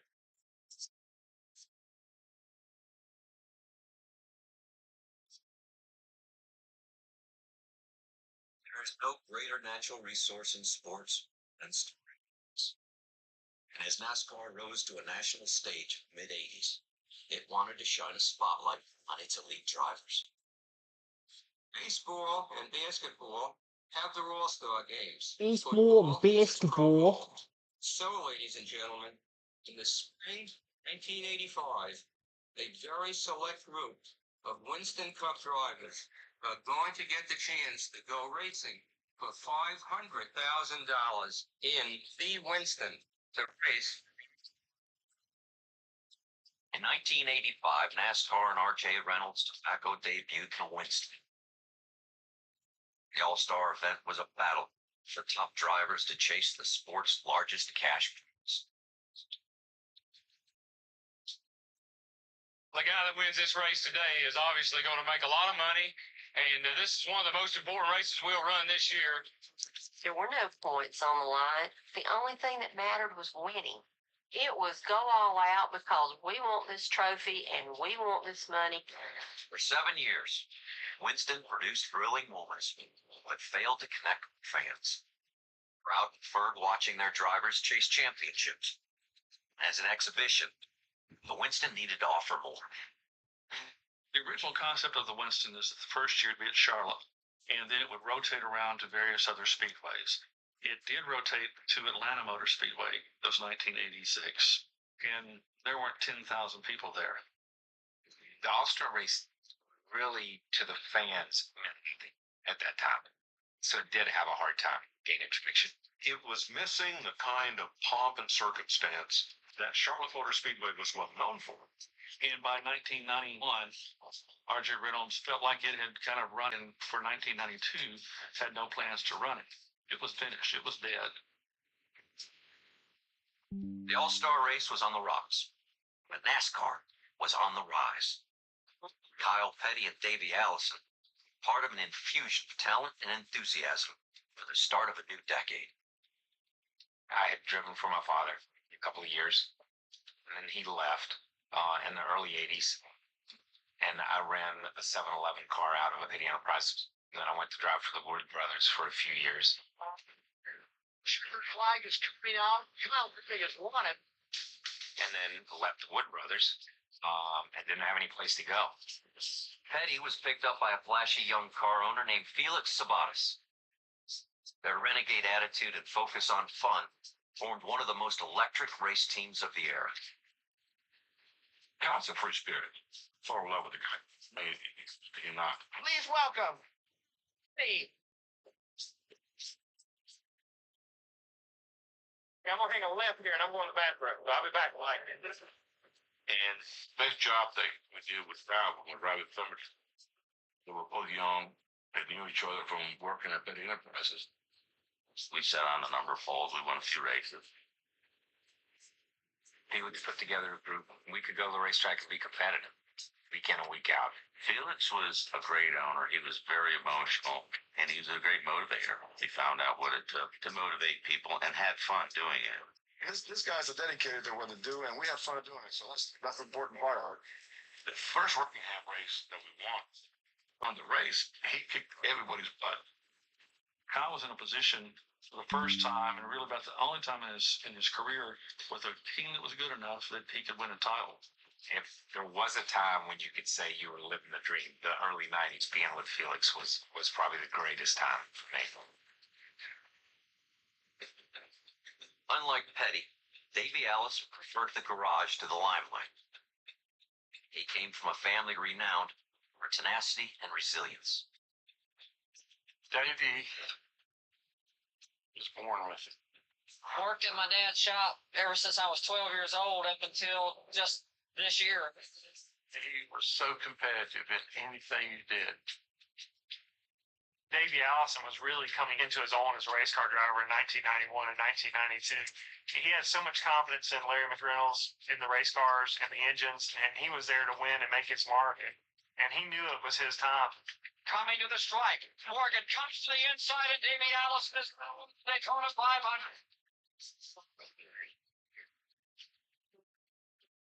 Away from the track, Petty and Allison were very different. But like their fathers, it was only a matter of time before they became racing rivals. I think the great thing about Kyle and Davey was that they were second, or in Kyle's case, third generation drivers. It spoke to the staying power of the sport. NASCAR had all-star drivers, but it was on the verge of no longer having an all-star event. And that didn't sit right with Charlotte Motor Speedway owner Bruton Smith and track president Humpy Wheeler. Charlotte Motor Speedway believed the Winston was their race. That racetrack and that staff was so far ahead of everybody else that they knew that nobody could execute it the way that they could. For Wheeler, the all-star race was a jewel in the Speedway's crown. He was determined to keep the event, transform its reputation. As soon as it left us the first time, I started working on RJR hard. Since the All-Star event was actually created by R.J. Reynolds, which was why it was called the Winston, they put all of their marketing forces behind it. But the race had become a losing proposition, and it was unlikely that Wheeler could convince them otherwise. Every year we'd have to present them with new ideas on what we could do to make the event better.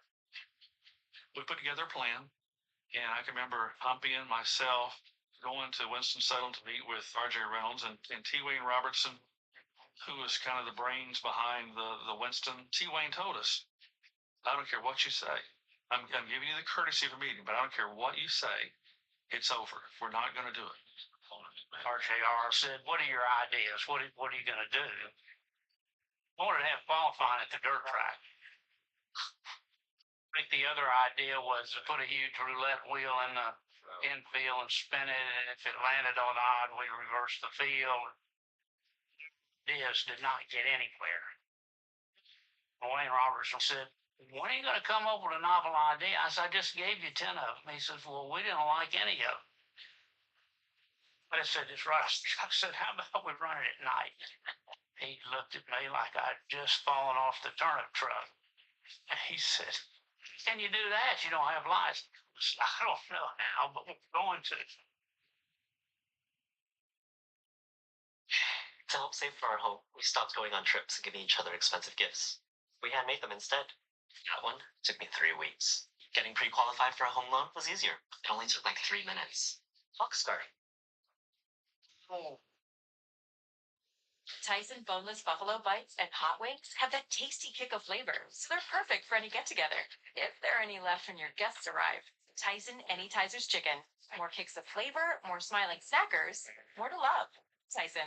All new Subway wraps are packed with delicious ingredients and a pillowy lavash wrap. Finally, a refreshing lunch that tastes perfect for pro athletes like me, right? Finish. Try all new wraps from Subway today. It's on point. He's got the Hall of Famers, playmakers. We coming with some swag, game changer, and Lil Wayne is in the house. Undisputed. Weekdays at 9:30 Eastern, only on FS1.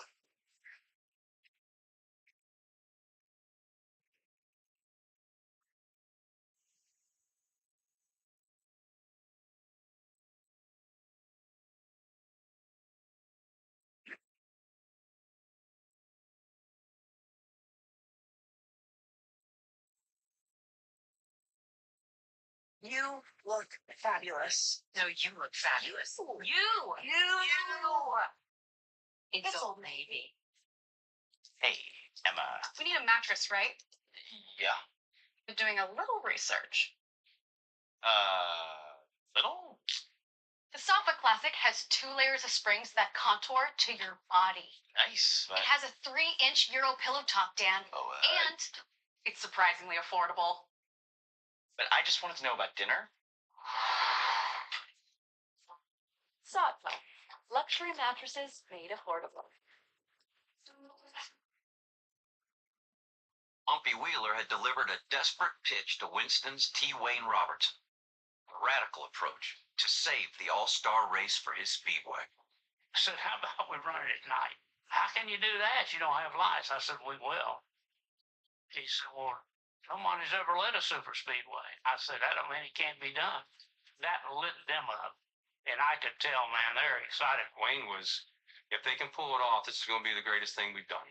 But we need to pull it off. At the same time, I'm thinking to myself now, how in the world are we going to do this in 10 months? I can remember us leaving the building, walking down the sidewalk. Pumpy says, well, boys, we've got to hurry up and figure out how to light that place. We were the dog that caught the car. It was already the fall, and so we had to go to work.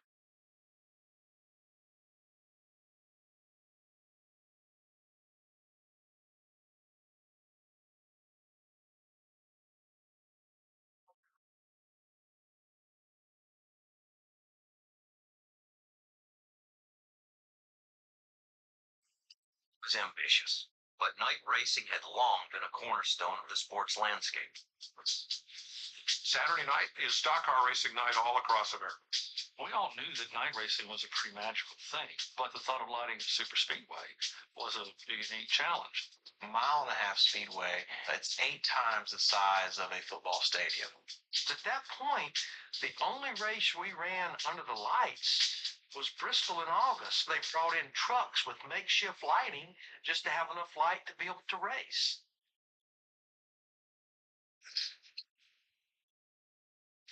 The lights were announced in October of 1991. Hype was important, though tough to believe, with no clear design in place. We believe that the Winston will be able to run under lights. But again, we want to make sure we can do this in the super speedway arena. I'm sure there are some doubters. No facility of this size in the world has been lighted for sports competition. It's going to be a night race May the 16th. If I have to bring out 10 million flashlights. As word of the project spread, the garage was filled with skeptics.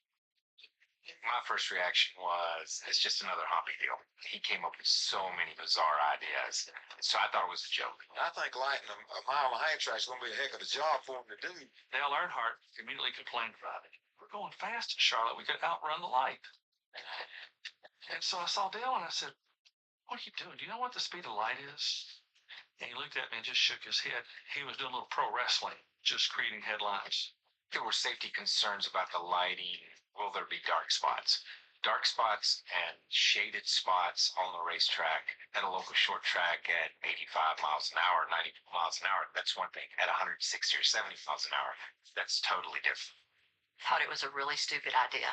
I didn't understand how they could do it. You can do anything. Put in a lot of poles and a lot of lights and just blast it. But we didn't want you to have a problem where if you sit in the grandstand and a car goes down the back straightaway, we didn't want it to go behind a bunch of telephone poles. We wanted to avoid that picket fence effect, that you're looking through a picket fence to see the back straightaway.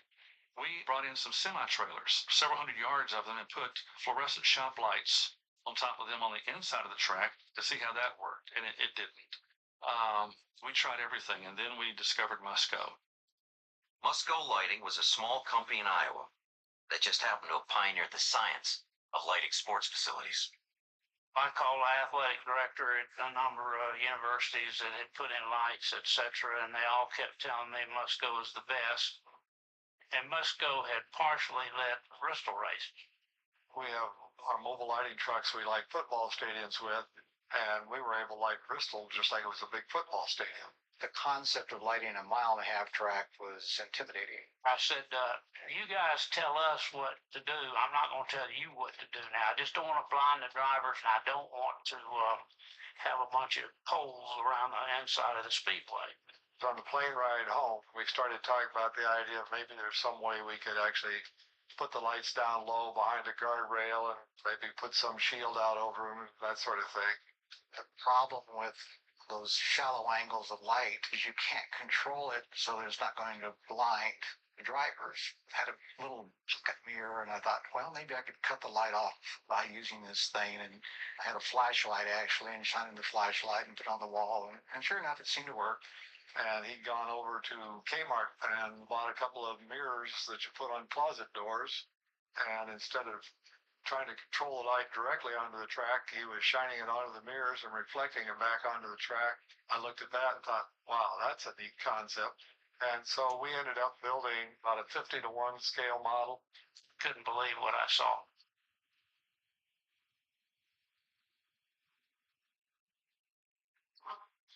The design, called Mirtram, featured hundreds of lights reflecting into mirrors at precise angles. The effect, an even glow across every inch of asphalt. When we were on the fast track, we didn't get to final designs until January. The races in May. They only had a couple of months to fabricate these pieces, run the cabling, install everything. I don't know how it got done so quickly. A 16, 18-hour day was not an unusual thing. The amount of equipment was staggering. 2,200 mirrors and 1,200 fixtures, and they all had to be adjusted by hand. If you sat down and added them all up before you started, you wouldn't do it. The lights were designed by engineers. They needed a driver to turn theory into practice. And improbably, Myron Gordon was both. I've raced pretty much all my life. Started out racing dirt track here in Iowa. Nothing of this kind of speed and not on asphalt. He said, I want to take to petty driving school. He wanted to find out what you needed to do from a driver's standpoint. Humpy got us a car and got to use the car for a couple of weeks. We were able to test all the theories that we had of how to make this thing work.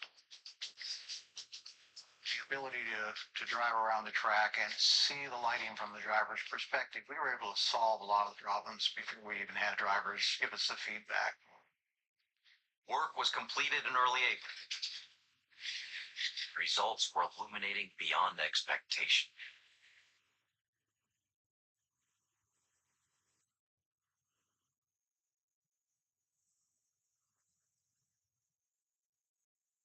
First time it was lit up, I remember sitting there looking at this with my mouth kind of hanging open, and you just knew this was going to be special.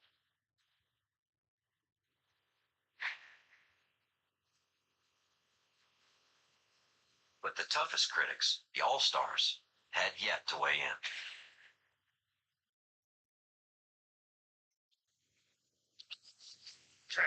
Everyone comfortable? Yep, there's plenty of space. I've even got an extra seat. Wait, no.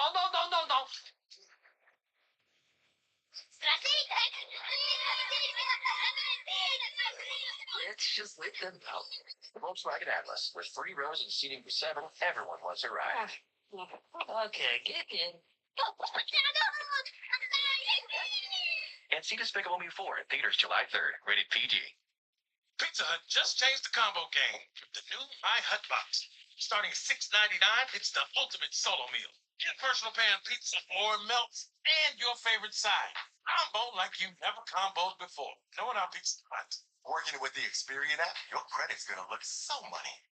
From checking your FICO score to glamming it up with Experian Boost and getting matched with credit cards that are so cute.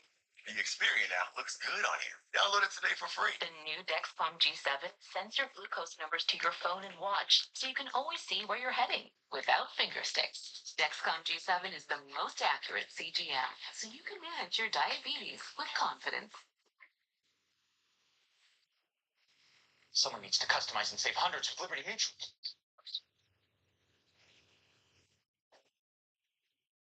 Wait, there's an elevator? Only pay what you need. When enamel is gone, you cannot get it back, but you can repair it with Pronamel Repair. It penetrates deep into the tooth to actively repair acid-weakened enamel. I recommend Pronamel Repair. With new Pronamel Repair mouthwash, you can enhance that repair beyond brushing. They work great together. It was 1995. A place this good only comes around once in a blue moon. Blue Moon was born in a ballpark, brewed by the spirit of baseball. It is official. First things first. Is it head?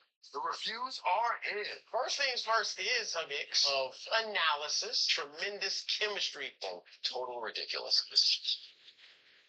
Drew and Wild are the MVPs of sports talk.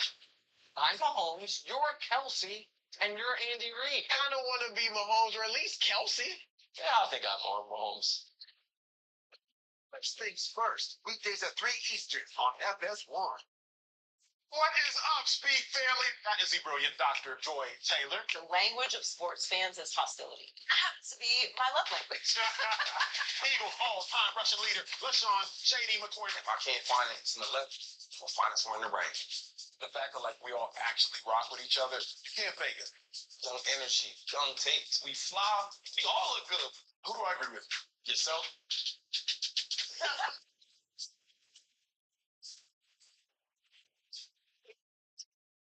Or the GOAT. Strap in. Let's keep this on point. This team is loaded top to bottom. It's got Hall of Famers, playmakers. We coming with some. Here we are. Same shit. We are back, and I can't wait. Undisputed. Weekdays at 9:30 Eastern, only on FS1. All right, I'm gonna change your world. That's gonna be interesting. Let's go. I love truths are great. Yeah, I want to watch history. You want to reach the underdog? Good luck with that. In sports, people hate what they fear. They hate the Cowboys. They hate the throne. I've got a lot of haters. Truth hurts sometimes. I'm controversial when I don't even mean to be heard. Gosh. What began as a desperate gamble had turned into an enormous feat of innovation. Inside the track, the lights inspired a sense of awe. Outside the gates, the project was still shrouded in mystery. At night, they were working on those lights, and I could send those big boxes what to do with those lights. And we didn't know they would turn them on at midnight. So when nobody was around to see what they were doing, if they could fix things. It took on a life of its own, and everybody wanted to see it. People that had no interest in the sport, had no knowledge of the sport, suddenly were asking you questions. That was probably the first race that had a theme. We came up with one hot night. Everybody was talking about the lights. We were going to take full advantage of it the first time. So we got this idea. There's going to be an open test session in the middle of April. Let's open the gates. Watch this test. We had the crowd on hand when it got to dusk. They were going to get them to count down, and Bruton was going to throw these switches. Looked like something out of Frankenstein's lab. Well, something went wrong.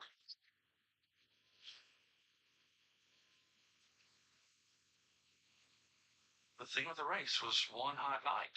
And he looks at me and he goes, "Don't you think you're taking this one hot night thing a little too far?"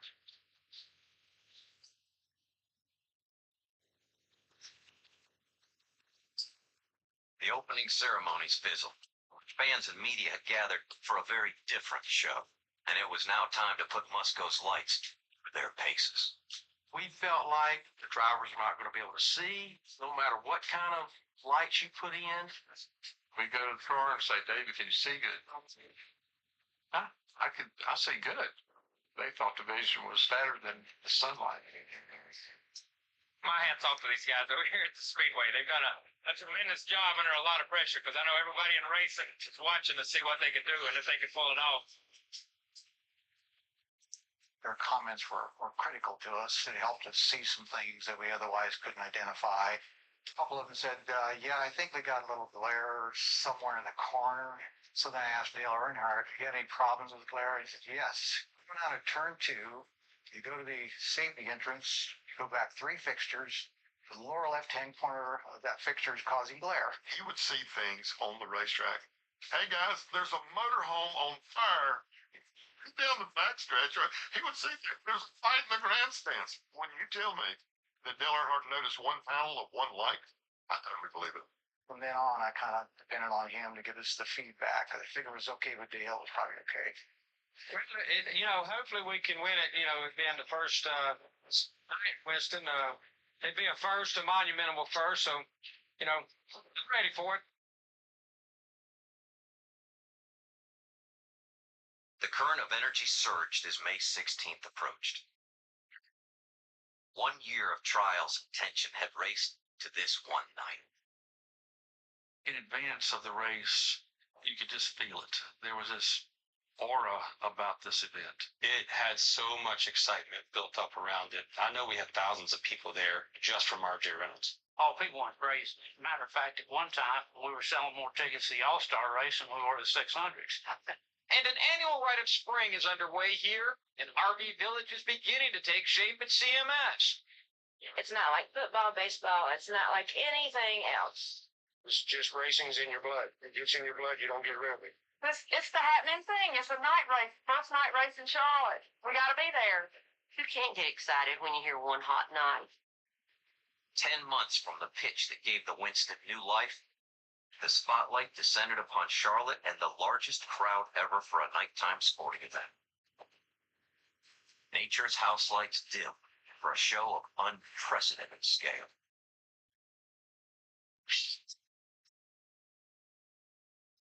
TNN Motorsport includes live coverage of the Winston. Estimated crowd of 150,000 plus here at Charlotte Motor Speedway, and they're ready for Not available anywhere. It's not only going to be one hot night, this was one hot ticket to get. That night was one of those really special nights when everybody was on the edge of their seats. It was unbelievable. The place to be. They are ready. They are ready. It's like a keg of dynamite getting ready to go. Davey Allison, who won it all here last year and is looking for 2 in a row. It sent chills through you because all the fans were just going crazy, and the spectacle that we are part of really made you feel proud. Everybody walked around. It's like, oh my God, this is incredible. What a feeling. It's something else. I've been here all day.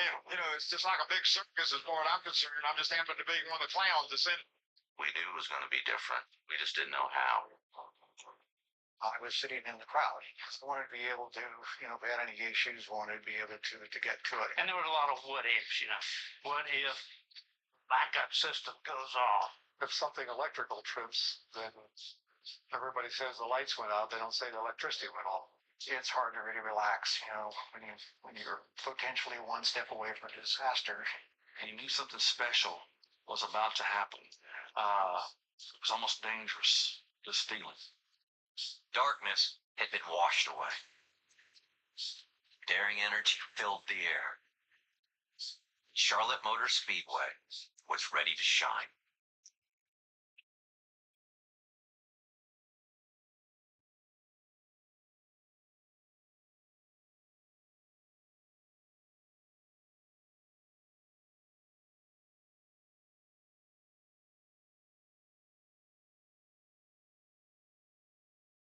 Football game on Fox. What did we have here? Surprise, surprise, or seeing it come? A trophy hunter or a party crasher? I have moderate to severe Crohn's disease. Now there's Skyrizi. Can handsome to me, control of my Crohn's means everything to me.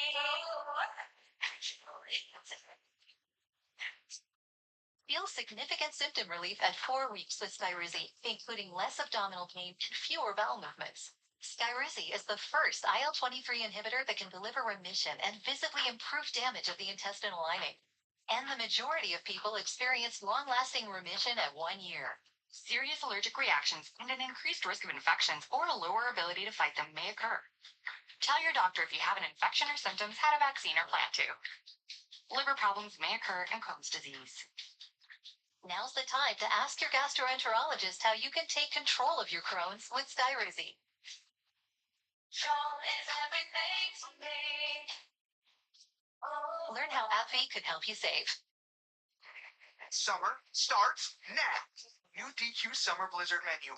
New peanut butter cookie dough party. New picnic peach cobbler. And more delicious flavors.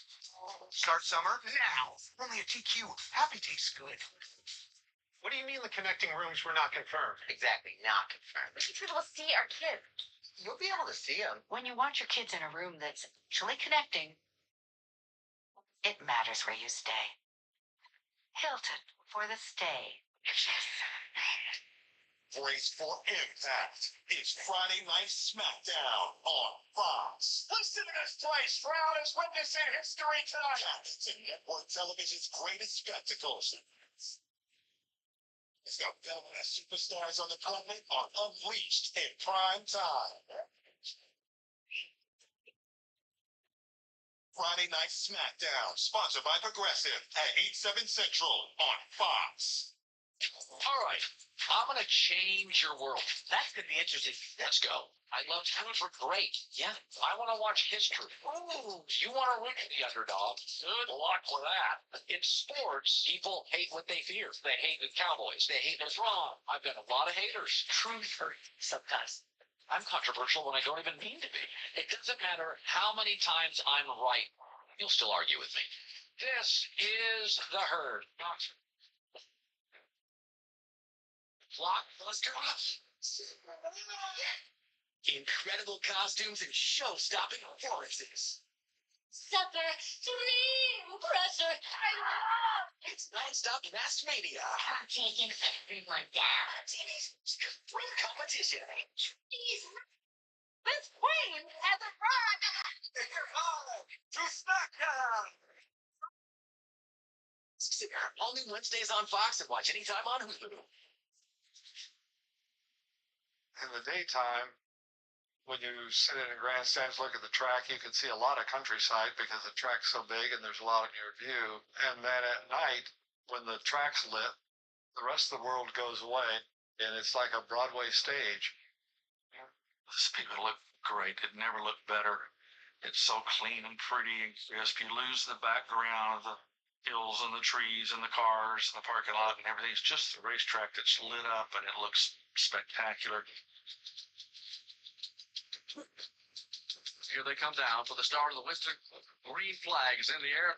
NASCAR racing's off. It's underway. They stand on the throttle going to the corner.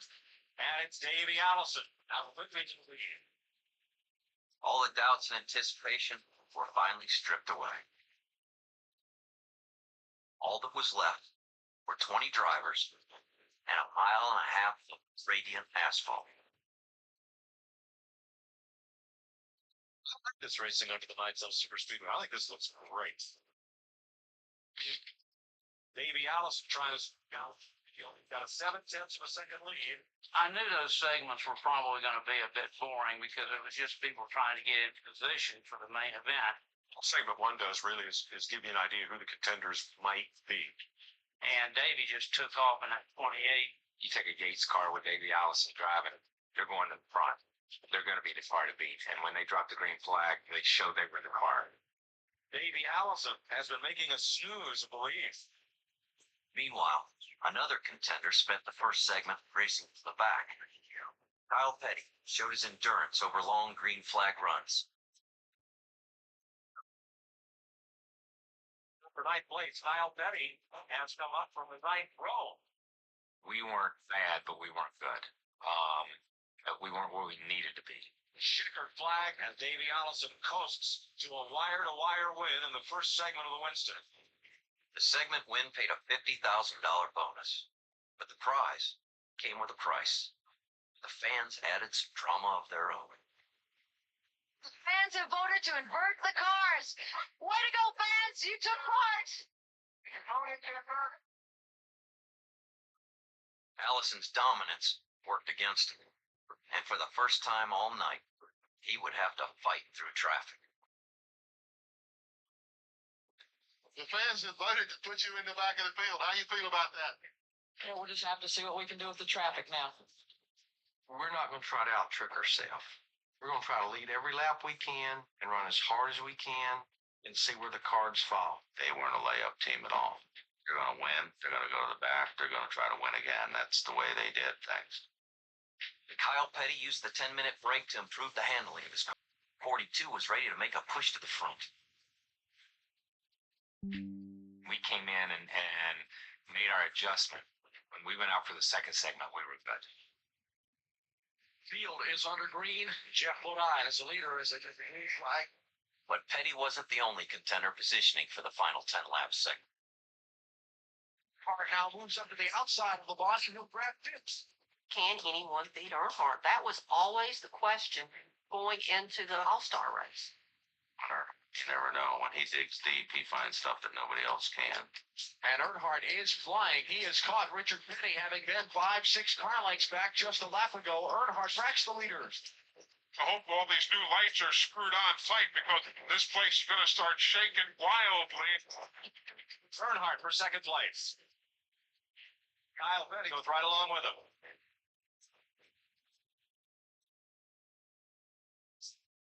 Oh, they get together. Earnhardt almost out of the wall.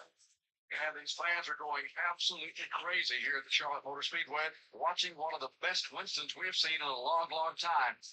Kyle Petty to the lead. Make it better. We just made a strange adjustment in the right rear and nice and slow. I hope it works out for everybody. But I'll bet he jumped in. The man who won the first segment, Davey Allison, is running 14. Trying to work his way back up to the front of the pack, having a lot of trouble getting through traffic. The approach with the team was, let's get every spot we can and get ourselves in good position for this last 10 laps. It was tougher going than we imagined. Man on the move, Davey Allison would be moving up from 7th to 6th right here. 28 was back in contention. And while Petty ran away with segment 2, Allison and Earnhardt were in position to compete for the big money in the final 10-lap shootout. Kyle Petty is about as strong as I've seen a car. Once they complete the second 30-lap segment, it's going to pull everybody right back up in the front for a shootout and finish. The checkered flag is out. Kyle Petty, $50,000 richer. We just had a 10-lap race with nothing before it. The guys want to be able to adjust their cars. And I wanted the cars to be as perfect as they could be for that last 10-lap shootout. The warm-up act was over. The main event about to begin. 10 laps that would reshape the future of racing.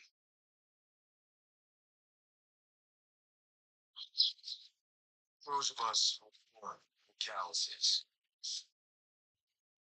choose raw materials already made. It takes a special kind of person to build their world from scratch. It's a special set of tools. Modern tools are problem solvers' paradise. There's nothing we can't find, fix, or figure out together. We're made for this. Start solving your projects today at northernpool.com. this time, we would like the family member to move forward and put on your soldiers Army 1-star badge.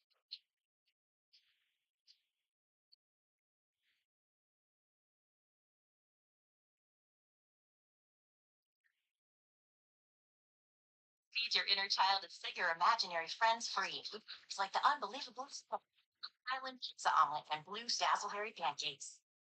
Inspired by the all-new movie If. Kids eat free 4 to 10 p.m. And see If only in theaters May 17th. Make your first move with battery power made by steel.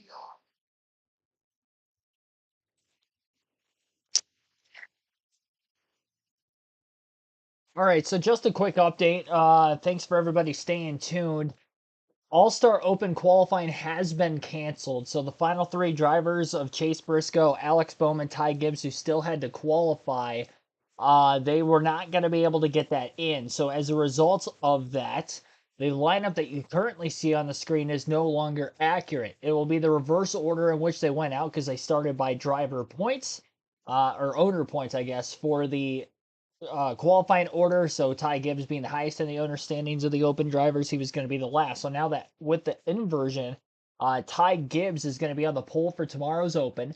Alex Bowman will be starting in second in tomorrow's open, and then Chase Briscoe third. Austin Dillon, who is right now at the very top of the charts, is going to be starting very deep in the field. He came into this race 31st in points, so going to be starting in the back half of the field instead of on the pole like it looked like he was going to be able to do about an hour or so ago, a little less than an hour ago, we went into the delay. Now, the rain in the area of the North Wilkesboro Speedway, because we still have all-star race qualifying and pit crew competition still to go here today. I don't know how long NASCAR is going to try to wait this out for.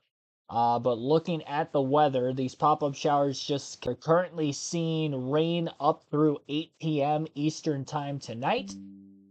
So again, rain up through 8 p.m. Eastern time tonight. With that being said, that the rain is more than likely not going to drop off over the next hour or so.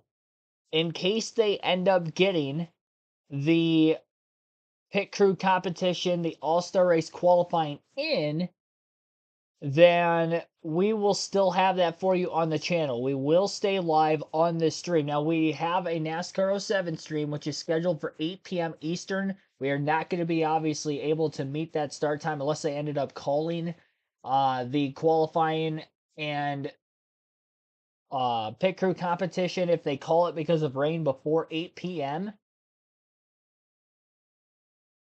then we would be able to go on our normal scheduled programming, but I don't think that that's going to be the case considering the rain is expected to continue through 8. Now, airtime for Fox Sports 1's coverage of the NASCAR Open qualifying as well as the pit crew competition, is until 7:30. And then that's it. So their airtime only goes to 7:30 tonight. So if we don't get anything before then, as far as an update, I don't think they're going to get it all in tonight, unfortunately. Now, they are not going to be able to move qualifying to tomorrow. They may have the pit stop competition tomorrow. Back to North Wilkesboro, where NASCAR has canceled qualifying for the All-Star Open. They had to move those cars off pit road to try to drive pit road for the All-Star qualifying and pit through challenge, which we still hope to have tonight. That means the Open teams are done until Sunday, when they'll run their race to try to make the All-Star field, which is now the Open field is set 5 points. Ty Gibbs, Alex Bowman will share the front row based on driver points. We are still hopeful of getting this track dry in order to have All-Star Race qualifying, which will include the Mechanics Wear Pit Crew Challenge. Everybody's still at the ready and hopeful that this light rain moves away. Now we're going to go back to contingency programming while we wait for the track to be dry. But the sky in North Wilkesboro is crying because we lost a great one yesterday. Eddie Gossage was a promoter in the tradition of P.T. Barnum and Humpy Wheeler. Smith tasked him with taking a Texas cotton field and turning it into the showplace of the sport. He built Texas Motor Speedway, and he ran it his way. A friend to fans, competitors, media, and more. Cancer claimed Eddie Gossage yesterday, age 65.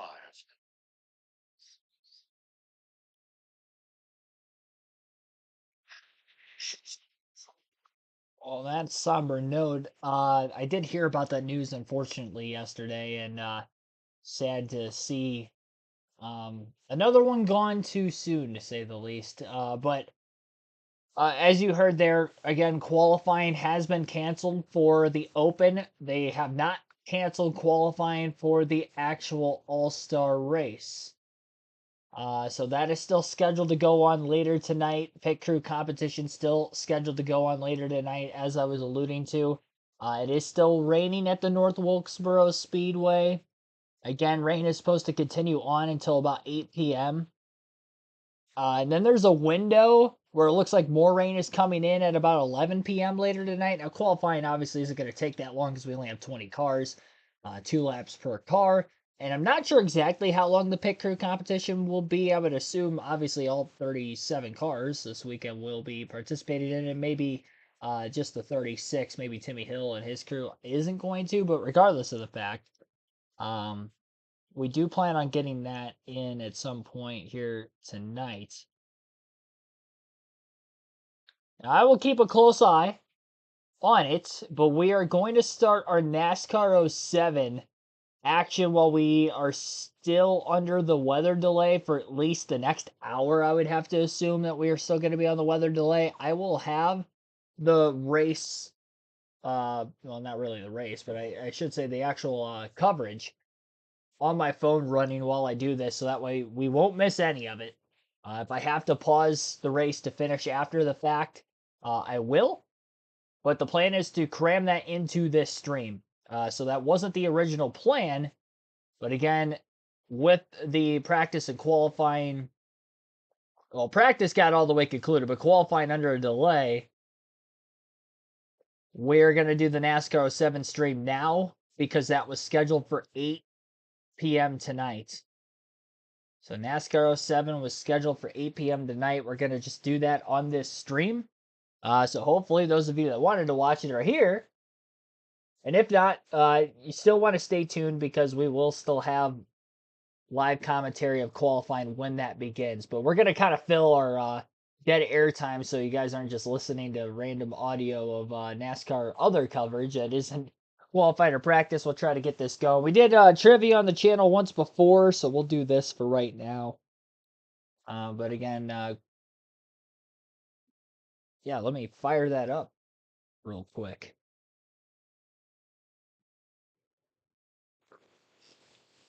Guess I can turn the camera back on.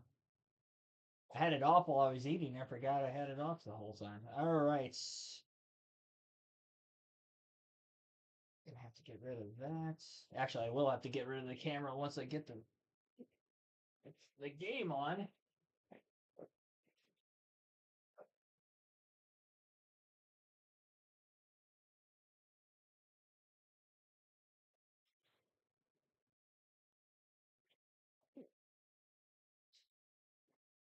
All right.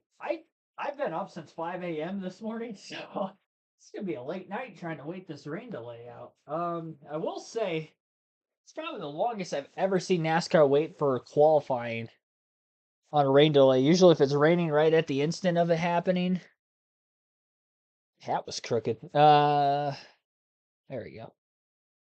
But usually they cancel it immediately. I think with the pit crew competitions, that's part of the reason why we're waiting this out as long as we are. If I had to guess, because otherwise, yeah, they would usually just move it. So this is very unorthodox. This is an unorthodox stream, and we have live commentary in NASCAR 07. Got the video game stuff and this all mixed in on one stream. I am pulling another overtime shift tomorrow too, so this better not last till like 11 p.m. tonight, or I'm gonna be up for like 20 hours, 5 hours of sleep, and then go back into that, and then come back and have a Truck Series race tomorrow afternoon on the channel. Thought I was tired coming into this one. Boy, howdy, gonna have to wake up. Oh, I don't even have that hooked up yet. This might be a few minutes. I'll leave the camera on until otherwise.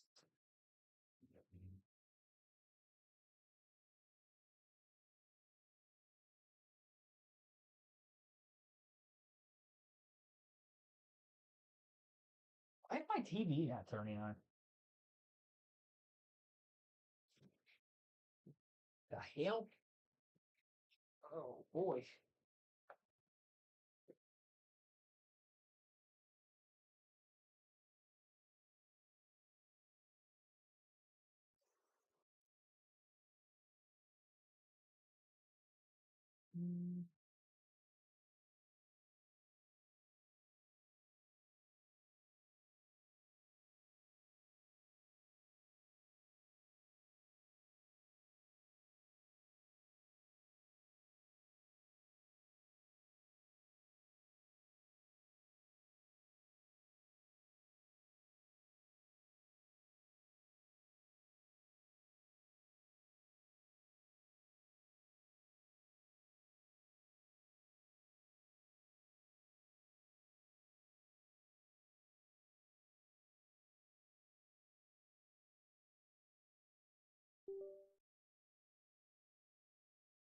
I think my camera's been frozen for the last several minutes too, but I had to step away anyway. Let's get that unfrozen. Get the new one on there. Come on. My TV's still not turning on. Oh my goodness. I unplugged the wrong cable.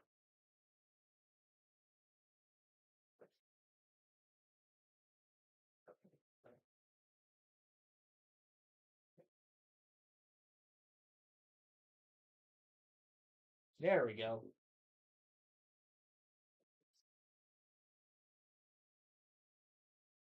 That took longer than it needed to. I will say that much.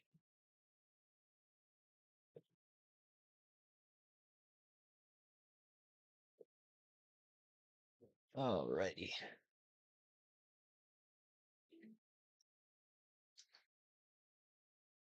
Have to mute that for the moment.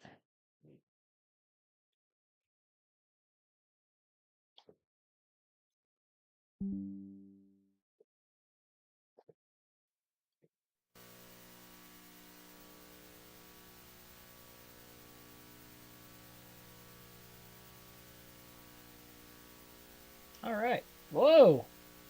My eyes are big. You get a better look at the diecast shelf, though. Look at that. It's actually pretty cool. How much this zooms in. The great detail of the wall of diecast in the background. And my fan. That I didn't think was noticeable until just now. Alrighty. Minimize this more.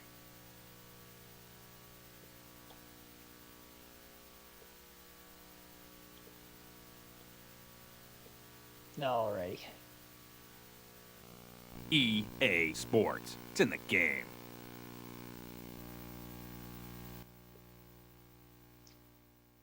EA Sports. It's in the game. I'll mute the audio there before I get copyrighted for the music playing. It's gonna be a long night. I really hope not. Yeah, I'll keep you updated. Supposed to be watching SmackDown. It doesn't start for another hour yet. Yeah, I did see about the rain possibilities tomorrow for the truck race, but the plan is still to obviously stream that. Unless they're on a delay at the initial start. I remember what season it was there. All right, so killing time. Get a little NASCAR 07 action. Take a look at the point standings coming into our next race. We're halfway through the season. And we do have the lead with Jimmy Johnson by 67 points over Tony Stewart, 164 back to Kyle Busch. I'll actually put the leaderboard on screen here.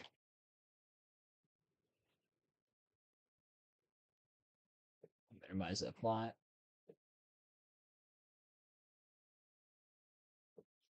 So I usually have it scrolling across the top of the screen. So I will have that scrolling again.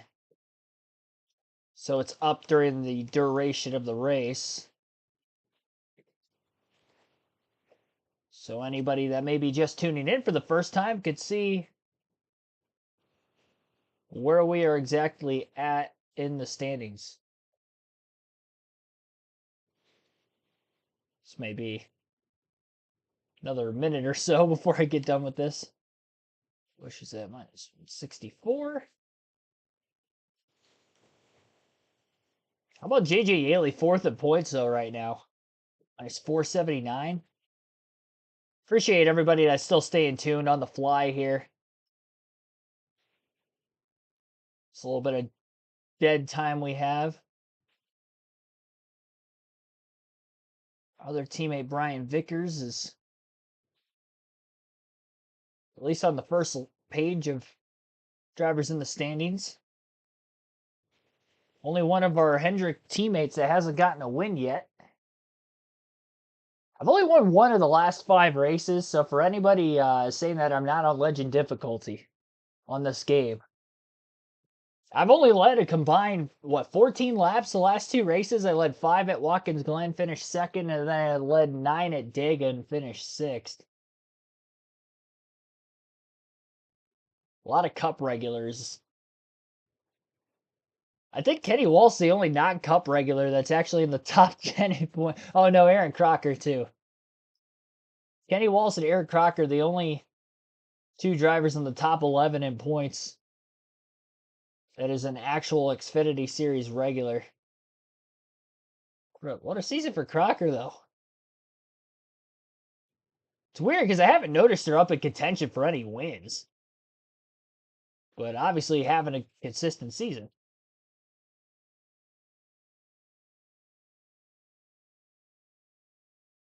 I'm only going to go through the top 10 for points. And then I have to get the wins list up there.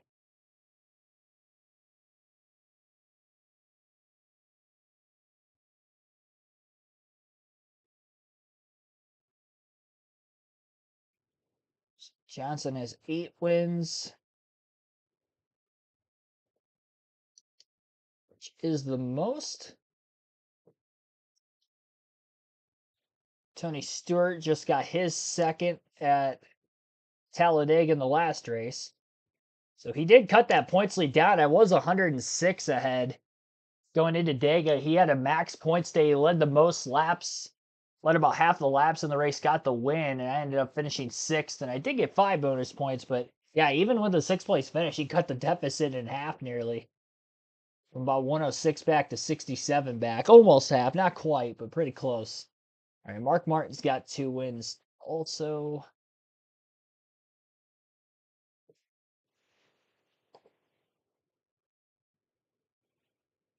Who else has a win here? Kenseth, which was at Watkins Glen 2 races ago.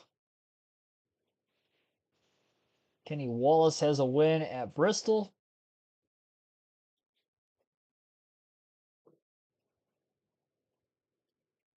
And Kyle Busch won the season opener at Daytona.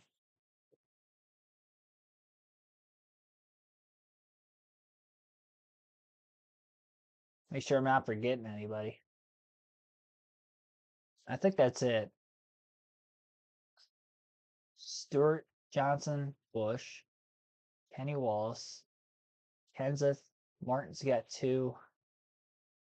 Yeah, I think that's it. All right.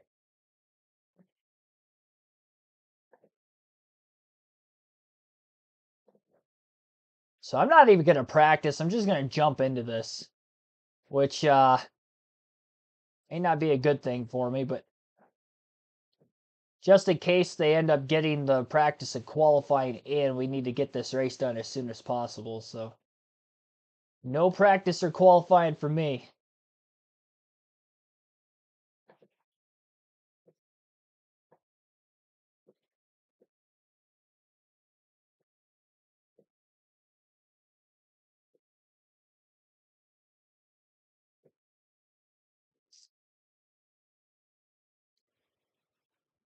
Yeah, this is technically the NASCAR 07 live stream now with the weather delay. But again, if they do get back to qualifying, then we will have live commentary for that. I'll pause this and then I'll finish the race after the fact. Well, we are going to get it, at least our race in tonight. I'll try to keep an eye on the chat as well as an eye on Fox's broadcast.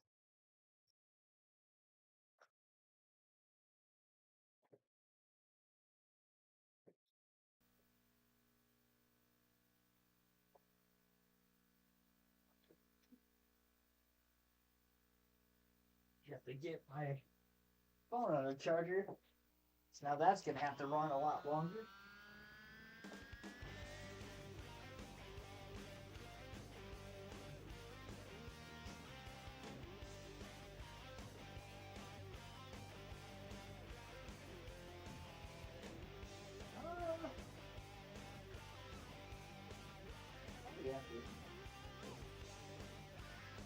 Sit back here so you can see it.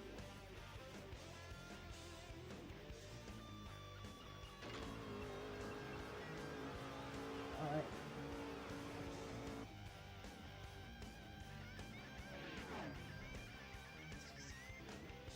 Provide updates in the chat. Yeah, that will also help. If you provide updates in the chat also. I have to remember to upload the stream into the playlist as well, so that way none of you guys miss it, for those of you not watching. But yeah, we will start last in this one. I don't think I've raced here in the Busch Series yet on this game, so this is going to be I'm gonna tighten it up. Just a better tight than super loose out of the gate. Go one round. A little bit of downforce. Let's just go with that. Air pressure will start at 25. And we'll go from there. Starting deep in the field.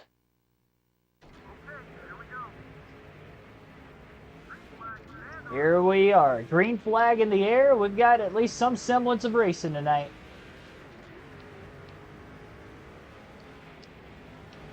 I got to make sure I'm not too aggressive. I know it's a short race, 200 miles, one of the quicker bush races of the season. And I know the aprons like driving on ice here, at least in the other EA games, so I'd imagine that will be the case on NASCAR 07 as well. A little wobbly off turn 4, not going to lie. All right, 2 and 3 wide. In front of Johnson. Yeah, I got really loose, so I clipped the apron. I was ready for it, though. Kyle Busch to the lead in the early laps. Our teammate, Hendrick Motorsports, got Jeff Burton qualified pretty deep in the field as well.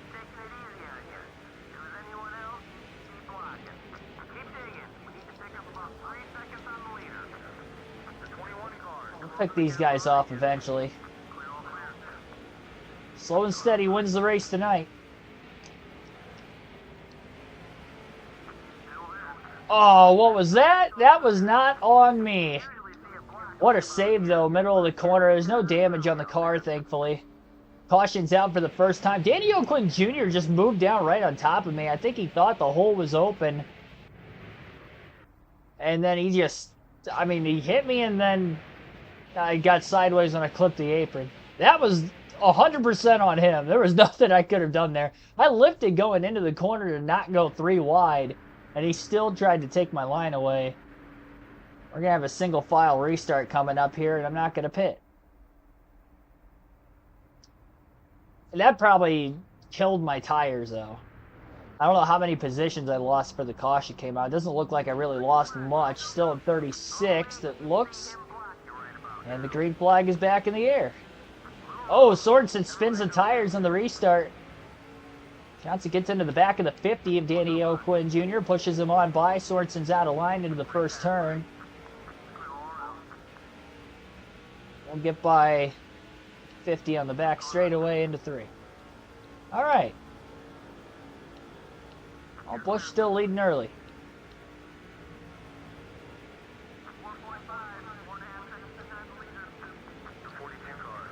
Handling-wise, the car feels good, even in traffic. And it seems fast. I mean, we'll know better how fast it is when I actually get to the front of the field. Or closer to the front. Obviously, I'm going to be faster than a lot of these fantasy drivers outside the top 30. Big block by the 112.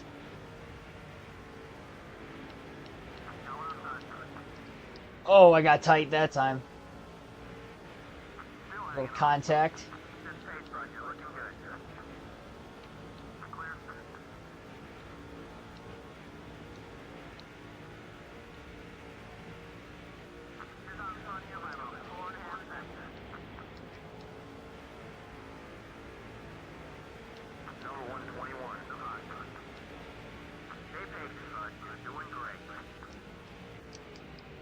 That 112 car was not giving me a lot of room to make this corner.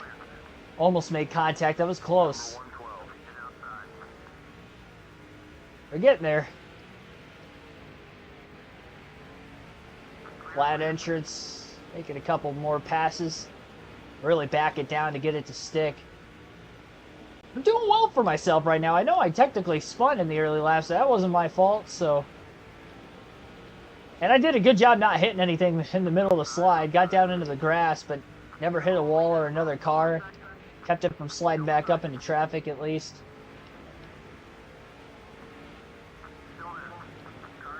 So we are definitely all good.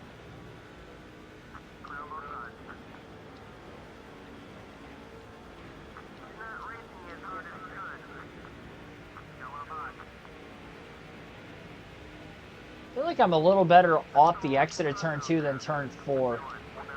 I will say 3 wide. Still 3 wide. Nope, nope. Now they're side by side behind us. And we got one car blowing an engine on the apron. Hans Good, who had a top 10 at Watkins Glen, I think, 2 races ago. It was either then or at Talladega the last race, but he had a top 10 in one of them. Actually won a couple of truck races. Fantasy driver there.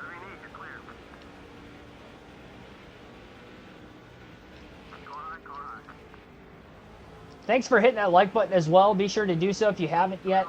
Waiting out the weather delay on qualifying for the All-Star race. Hence the NASCAR 7 action you see on the channel currently. Denny Hamlin to the outside. We're rocketing forward. Blocked by the 122. I'll give him that for now. Although Kyle Busch is pulling away from the field.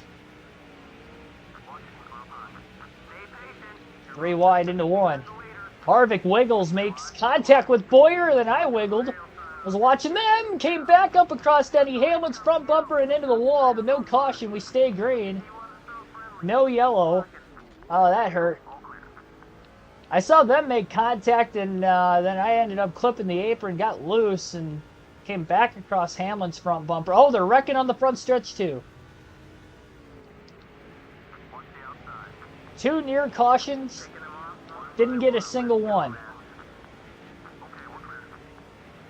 Got pandemonium everywhere. NASCAR's keeping it green. Now we're way off the lead. Oh, man, that killed us. And I was up to about, like, what, 14th, 15th? 23rd. 3 wide at Dover doesn't work very well. Yeah, it was up so much. Especially off the exit of the corner. The weird thing is, that wasn't off the exit of the corner.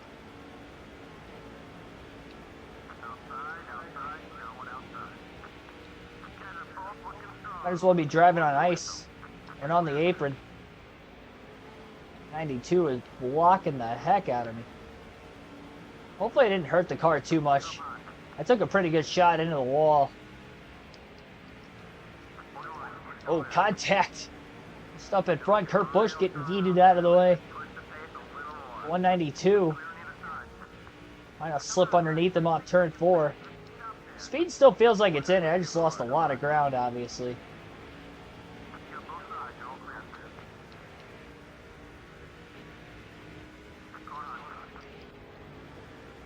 And we still don't know exactly what the pit sequence is going to look like.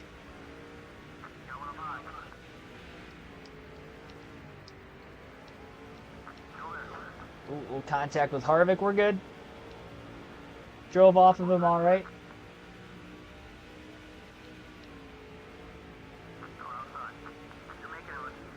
Caution. Second time today. Looked like trouble behind us in turns 3 and 4, I think. 2 early yellows. Action-packed start to this thing. And the 192 goes for a spin. That's what he gets. He was blocking the heck out of me a few laps ago. He was probably blocking for his life here, too. Oh, no, that wasn't it. It looks like he just slipped around. It didn't look like he hit the apron like I did earlier, though, but it is slippery down on that bottom lane. Just going to bunch the field together, see if the leaders pit. They do not. Staying out, too. I've gotten by half the field now. I don't feel like doing that all over again. So, 2 cautions.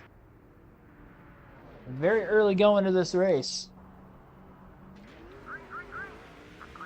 Busch leads us to the green. And another good launch on the restart for Johnson. I'm firing off well in the restart zone. Getting by Boyer quickly. I don't usually have that restart gear in it, but we do today.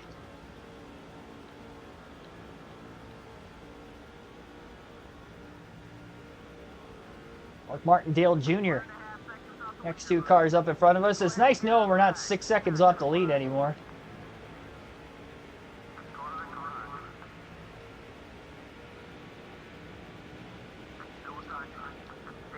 Not touching the apron is easier said than done. lot harder with an analog stick. Just ran my fastest lap of the race. Got into the 22.9s. Busch Series cars. I don't know if Busch has led every lap. I know he led within like lap 2 or 3. I don't know if he exactly led the first or not. He was pulling away there for a while. 22.59 or 9.59, excuse me. Another quickest lap of the race. Johnson underneath of Hornaday. Yeah, I gotta get more room than that.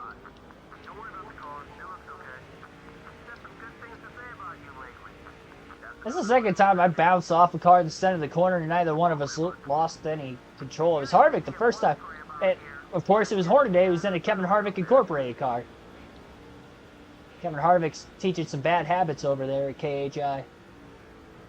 Oh, Vickers in second. Didn't even realize that just now. So we got Hendrick Motorsports 1-2. Johnson's rocketing through the field. And 3 of my fastest laps of the race, all in the last several laps. Crocker up to 4th. Just mentioned how consistent she's been this year. Not really competing for any race wins, but in the top 5 early. And Tony Stewart just up ahead. Gotta say though, this car's dialed in. Warning, don't wreck. Yeah. Try not to. Oh, Vickers going for the lead in 3 and 4. First lead change. 57 out in front. Oh, Tony Stewart going to go to the bottom of the racetrack. He's going to take him 3. He does, I think. 3 wide for the lead. Vickers did get credited with a lap led there, and Tony Stewart goes from 3rd to 1st in turns 1 and 2. Wanting to lead a lap before Johnson gets up here. Jimmy to 2nd off turn 4, getting by his teammates. But now it's the 33 of Tony Stewart who leads. And the 2 championship battling drivers in the second half of the season find themselves up towards the front again. Stewart tries to go for back-to-back wins. Man, I'm getting really tight behind him.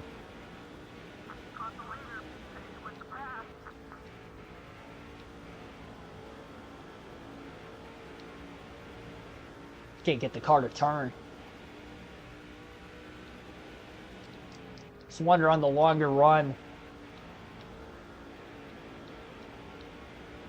that contact into the outside wall,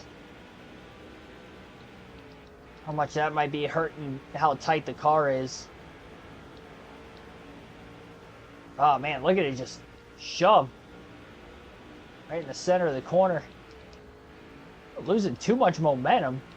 Not having to blip out of the gas much, at least not yet.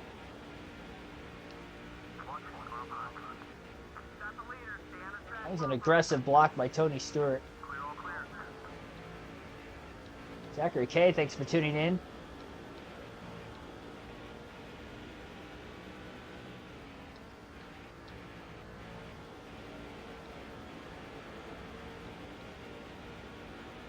Oh, hang on. Got a couple of people saying that qualifying's postponed. Give me a second on that.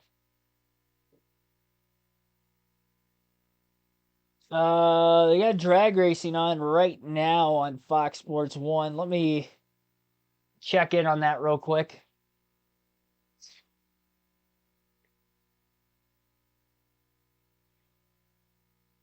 Thanks for keeping me updated in the chat. Go on X and find Bob Pockers. All right, so truck qualifying still scheduled 10:35 a.m. tomorrow. All-Star qualifying and Picker Challenge will be at 11:40 Eastern Time tomorrow. So again, 11:40 Eastern Time tomorrow. Oh, well, it looks like I'm not working anymore. I was supposed to. So again, All-Star qualifying Picker Challenge will be tomorrow at 11:40 Eastern. I don't see why they don't just re-qualify Briscoe, Bowman, and Ty Gibbs before that, but all right.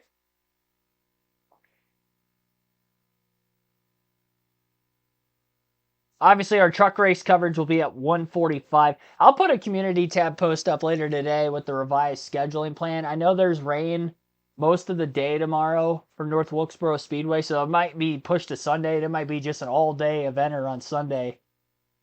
But that's what we're looking at for the time being.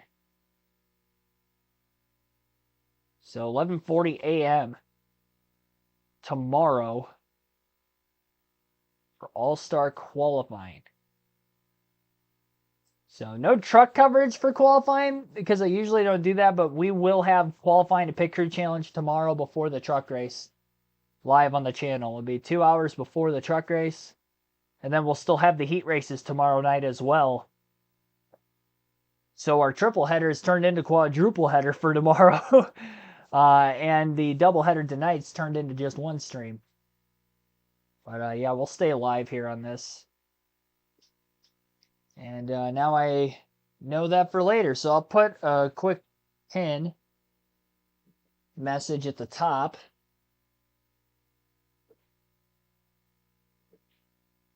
So remove the pin there. Glad I started this when I did. Oh, no, not a poll.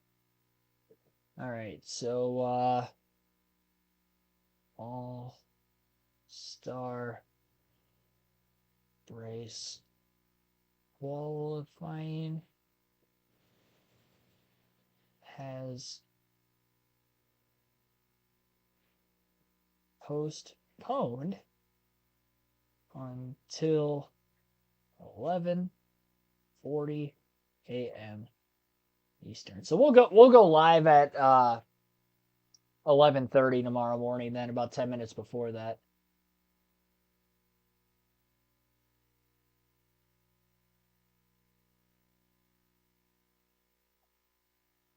Oh.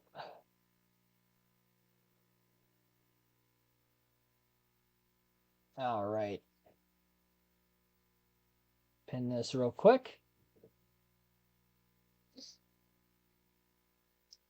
All right. Seth Thomas, thanks for tuning in as well. So thanks for keeping me updated in the chat. And yep, I will confirm that. Then qualifying has been moved to tomorrow.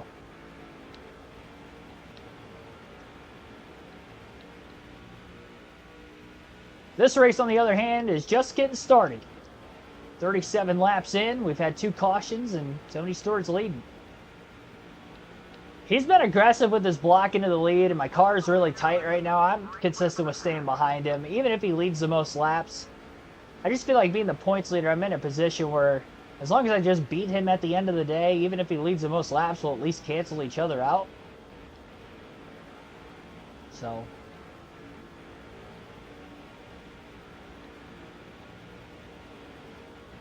we'll go with it.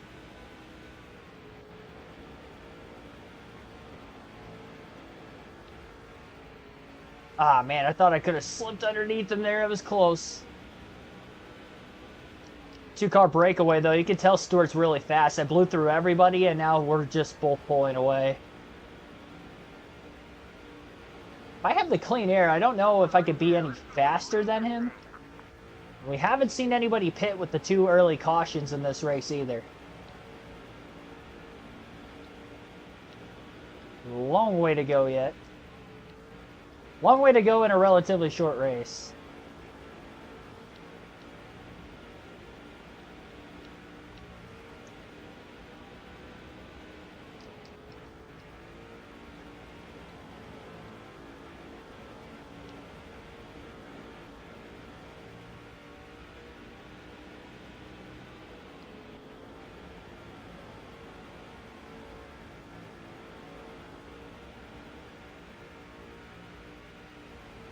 We'll alternate through the different camera angles for the first time in the race today.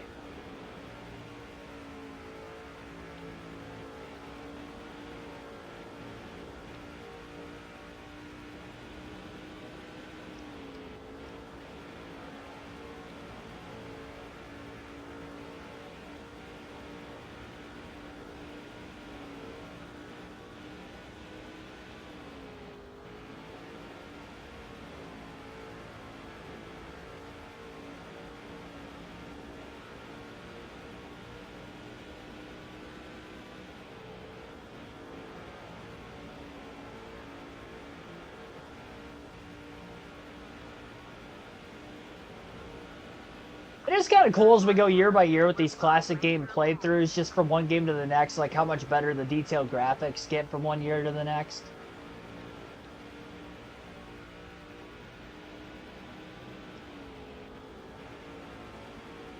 As the gameplay quality slowly digresses.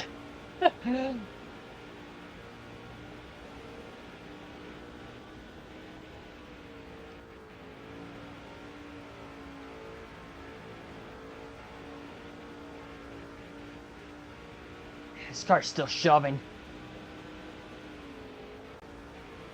I just feel like in clean air it's going to be alright, and I don't want to loosen it up for that reason.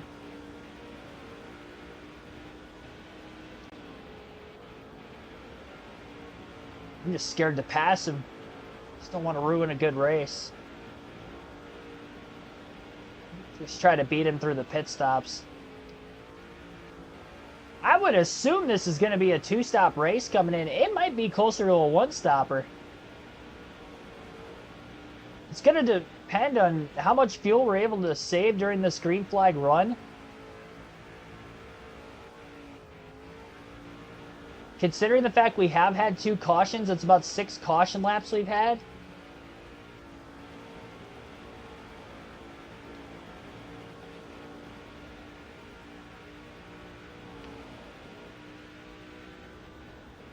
I almost got against the wall there.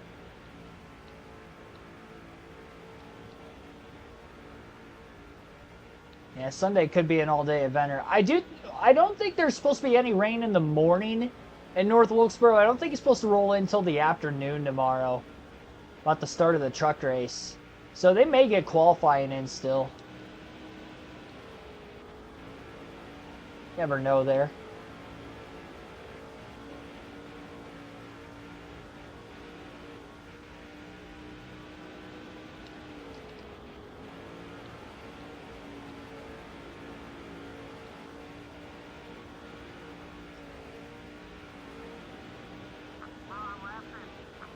Oh, we made it to lap 50.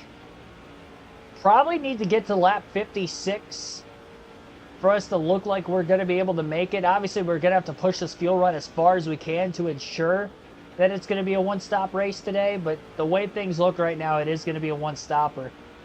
Because of that, I don't think anybody's going to pit unless we get a caution at least at lap 80. At least. So pretty straightforward race by way of pit strategy. Really go after it.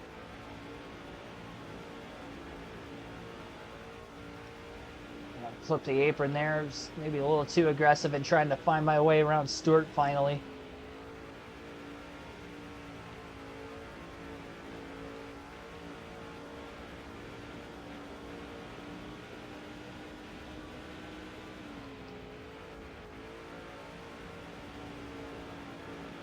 I do know for a fact that the heat races get rained out, those won't get rescheduled. And I think the only reason that qualifying is getting rescheduled is just because of the pit crew competition. And they have extra money prize on the line there. They did get their full 50-minute practice session in, so we did have live commentary for that at least earlier tonight.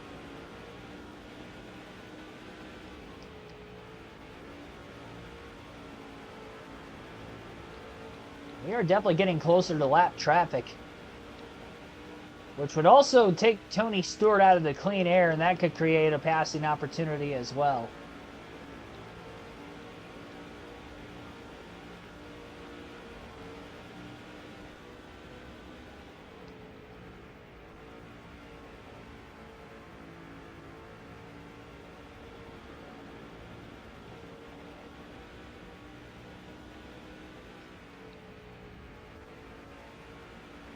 Oh, man.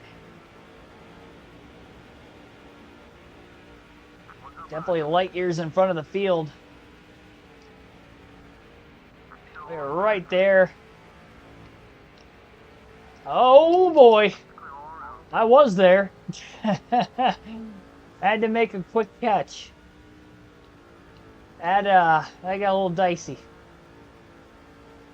Tried to give him as much room as I could. End up clipping the apron. I got a bit loose. I mean, I'm scared to pass him. Especially considering how much time's left. I mean, this is definitely going to be a one-stop race. Oh, without a doubt, it is going to be a one-stop race. Just ran our fastest lap. I got a little loose in. I do have to remember these tires have probably been worn out quite a bit during the run, having to come from deep in the field. Another reason why it's starting to free up on me a little bit. I was tight, and now it's starting to get a little loose. Fuel's down to half at lap 58, but again, we have had 6 caution laps in this race as well.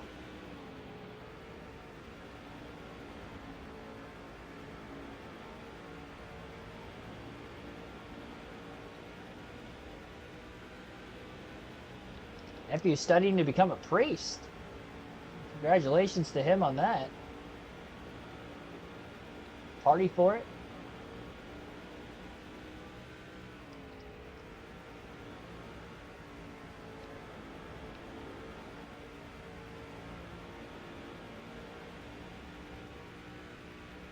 And he's blocking.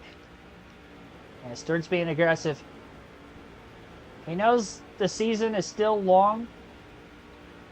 I mean, it's only 30 race full season format, so by that standards, it's not very long, but we're halfway through it. He chopped the points lead in nearly half after a max points day last week at Talladega on Monday. He's trying to get it done here today. And again, we are approaching lap traffic very, very soon. Could, again, give us that window of opportunity once he gets out of the clean air in front. Maybe he'll slide up the track a little more and we can capitalize from there. Not ruling it out yet.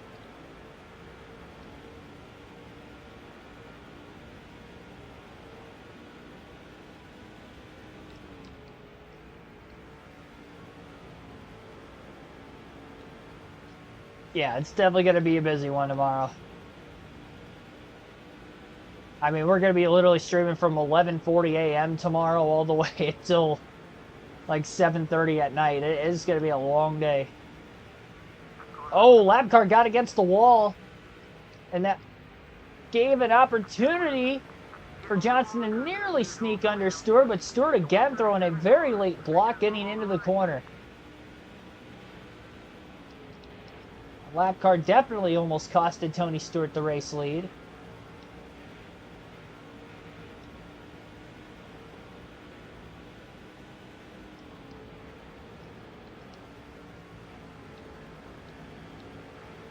See if we can pick him behind another lap car. Tried, but he beat us down to the inside. He'll lift quite a bit getting into the corner there. I don't know how he was able to stick that low of an entry, but no power to him. This feels like the Watkins Glen race where I just could not pass Matt Kenseth. And we finished second behind him there, those closing laps. Was doing all I could, just couldn't get around him. And it feels like a carbon copy of that right now. Tony Stewart. Haven't really made many mistakes. We'll swap back to Kyle Busch, who I believe is still in third. And as you see, he is running over 8 seconds off the lead. 7 seconds off the lead. Tony Stewart still out in front. No traffic around Busch. He's still got clean air in front of him, and it's a ways to the next car in line behind him. I wonder if Vickers is still in fourth. Hendrick Motorsports, Tony Stewart, and the rest of the field pretty much. In this race, the way things are going.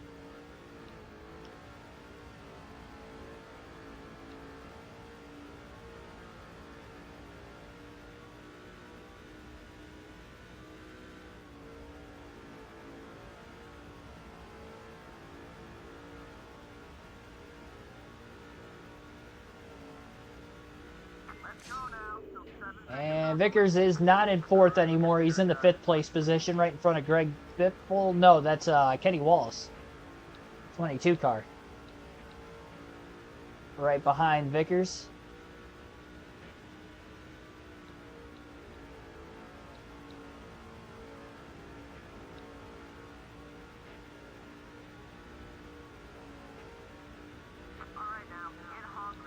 It's lap 70. He's not even halfway out of gas yet. What kind of fuel cell is in this thing? Got that extra big tank.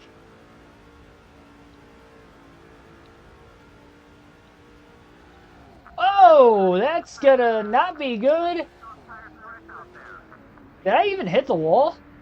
I don't think I did. Driving as Brian Vickers, cautions out. I think I might have nudged the inside wall and it kind of shot me back out into traffic because I don't know how I didn't hit anything otherwise. Our third caution of the day is out. All single car spins.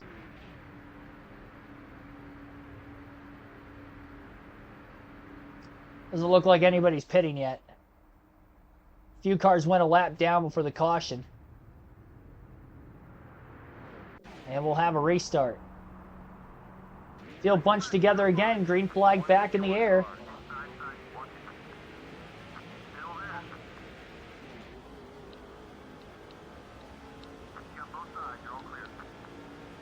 The lap cars on the inside of the lead lap cars at the very front of the field.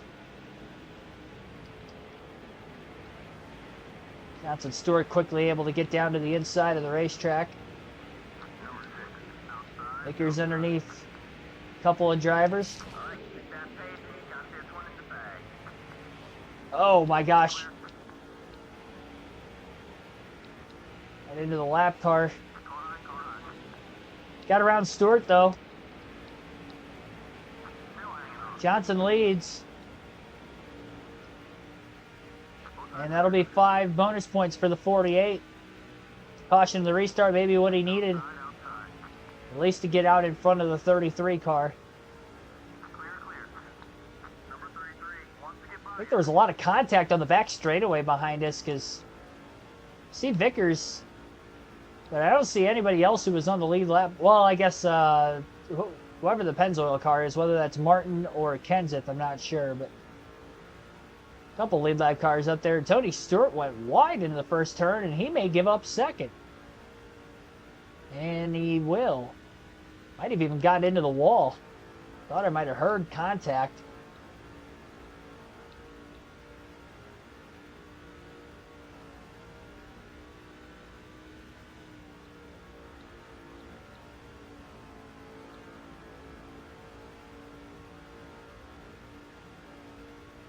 Johnson leads.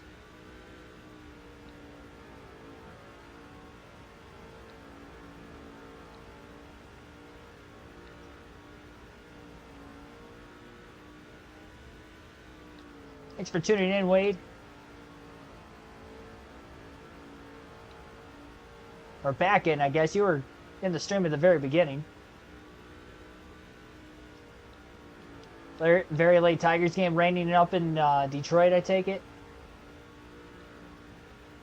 Or they're not in Detroit, my bad. My bad. Forgot they traveled.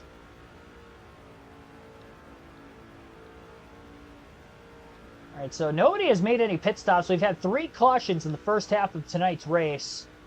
I don't know that we've seen the last. I can only hope. Now that we're in the lead, I don't want to look back. The way things are going right now, they're looking good. Tony Stewart's led a lot of laps in this one, though. At least over 40. Didn't take the lead till about lap 30-ish or so. Kyle Busch led quite a bit before that. Top 3 in points. Way ahead of pretty much everybody else in the standings for the last several races, and continue to stay that way as all 3 of them continue to finish in the top 10 in rotational order. Stewart, the most recent winner at Talladega in the very last race. Johnson before that 2 races ago. 3 races ago, excuse me, technically. So Stewart in the last race 3 races ago for Johnson was his most recent win, and Kyle Busch hasn't won since the season opener at Daytona, which is now 15 races ago.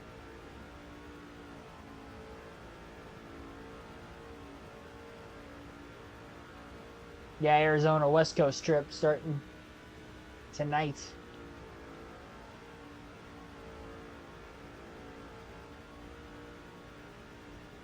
Tim Irvin, thanks for tuning in. just tuning in again, practice was concluded earlier for the NASCAR All-Star Race and NASCAR Open drivers, but qualifying had gotten rained out. They were in the middle of qualifying for the Open when the rain had came because they did not complete it. It is counted as a rain out, and qualifying for the All-Star Race, because that has not started, was postponed to tomorrow morning at 11:40 Eastern, and we will be live for that tomorrow morning on the channel. So we're gonna have a big day. We got a triple header of live commentary coverage. We'll have qualifying, we'll have the pit stop competition tomorrow morning live on the channel, and then following that we'll have truck race coverage at North Wilkesboro, and the All-Star heat races are also tomorrow night. So long day of coverage with the postponement from tonight, but we will get that all in tomorrow, and that's why we got NASCAR 07 going on right now in replacement of that on this stream. We were waiting out the rain delay, started this race before they made the official word to move the qualifying to tomorrow morning. And while we were waiting that out, this was scheduled for originally 7:30 Eastern time. Here we are now, which we pretty much got started really only about 15-20 minutes early. But I didn't know how long into the night we were going to wait that out. And I was originally scheduled to work tomorrow, but now it looks like I'm calling off because because of qualifying being in the morning. So I scheduled to work overtime for 6 hours. I scheduled myself for overtime. I'm just going to end up calling off. All right. Quarter of a tank of gas left. It's still going to be a one-stop race. Nobody has made any pit stops yet. I think everybody's waiting to at least halfway. You don't want to get caught a lap down at Dover, too. 3-car breakaway right now at the front of the field. Although Johnson's not pulling away from Mark Martin and Tony Stewart behind him. Setting a pretty good pace. It's Jimmy Johnson at his Dover. I mean, we should have expected we were going to have a good car. I don't know why I had to question it.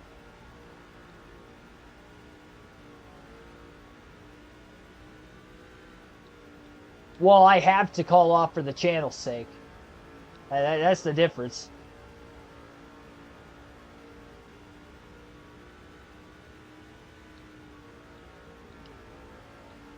Watch me call off and it gets rained out again anyway.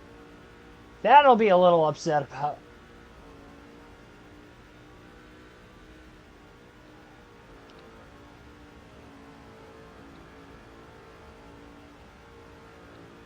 GT World Challenge. Dakota.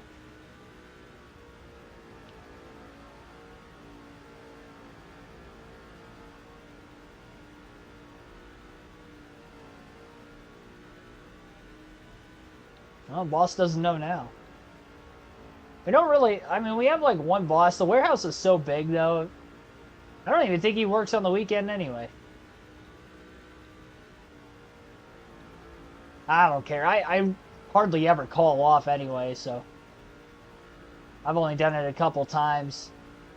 Usually drag myself in there even if I was feeling ill or whatever, but that's alright.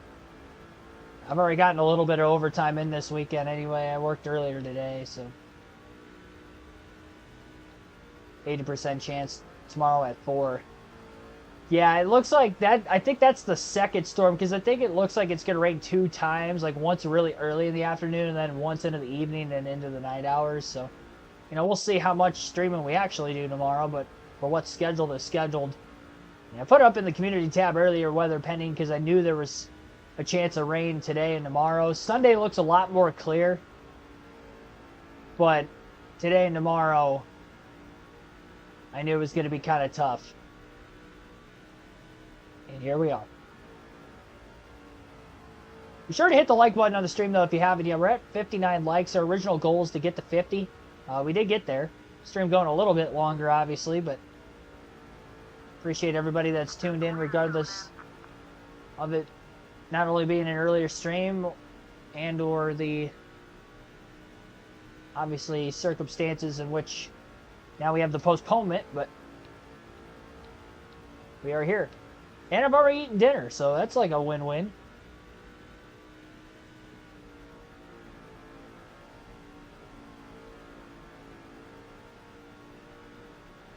Oh, wow. Looked like we had trouble on the front stretch. We do have cars on pit road. Lap 96 coming to 97. Started seeing green flag pit stops. Really late into this run, Jimmy Johnson's definitely starting to pull away a little more.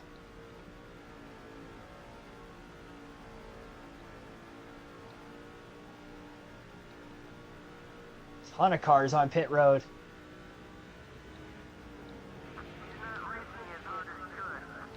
A caution right now would definitely be the worst for a lot of drivers. I'm going to run this out as long as I can, just in case we get a caution. We have seen 3 of them already today. In our last race at Talladega, we had cautions in the middle of every green flag pit stop sequence. It's not an easy pit road to get onto. Plus, for all the traffic to clear out of pit road too, it is busy down there lap over lap. Oh, this is Dover. Tim's home track. No, I didn't have Chinese food. I actually had chicken tacos left over from last night. Or no, 2 nights ago.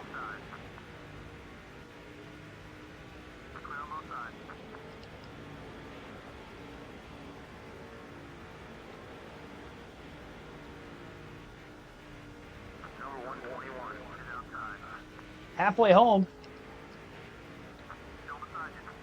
Just over 100 down. 100 to go. So we've had 3 cautions. Want to be able to make sure that we're going to be able to make it on field to the end if it goes caution free the rest of the way. Not everybody has hit pit road yet. Still some cars on the track. We only got about a 1.3 second lead, as not everybody has pit. Right side tires are starting to wear out just a little bit more.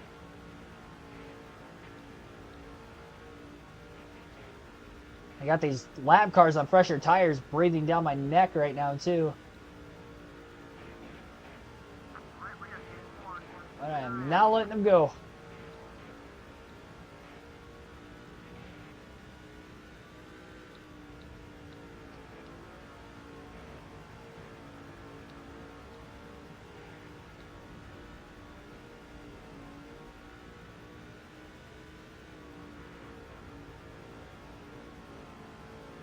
Wish they had lights at Dover for it to be a night race. Yeah, I know. You'd think logistically it being only a 1 mile racetrack, but it can be done. They can do it in a video game, they can do it in real life. I mean, they did it at Martinsville after a while. Just ran the fastest lap of the race. At the very end of the fuel and tire stint, I got loose hitting the apron there. And this lap is going to be one of the slower ones I've had. We're going to go 1 more lap. We're going to pit next time by. We'll pit at lap 107, coming to lap 108. Our teammates are just now in, Kyle Busch and Brian Vickers. So that's my cue to pit this time by. And all the drivers who short pitted, we'll see if they cycle out ahead of us. But honestly, the lap times we were running were really good. We just ran our fastest of the race a couple laps ago, so we're setting a good pace. Got to not miss pit road. And we are in. No adjustments, 4 tires and fuel. Car freed up over the course of the long run. It was a little tight early, but oh no, this is so costly. Brian Vickers pulling out of his pit box has just stalled, and we are stuck behind him. Never have I ever. Oh, this is terrible. We're gonna lose laps here. Oh, you gotta move. Can I pause it and then unpause it? Is that gonna do anything? I can't. I mean, like, I can't control the car. Go, Brian. He has stalled. There's plenty of room to just go. Just get around him. Drive to the right. Oh my goodness. We're gonna be stuck here for eons.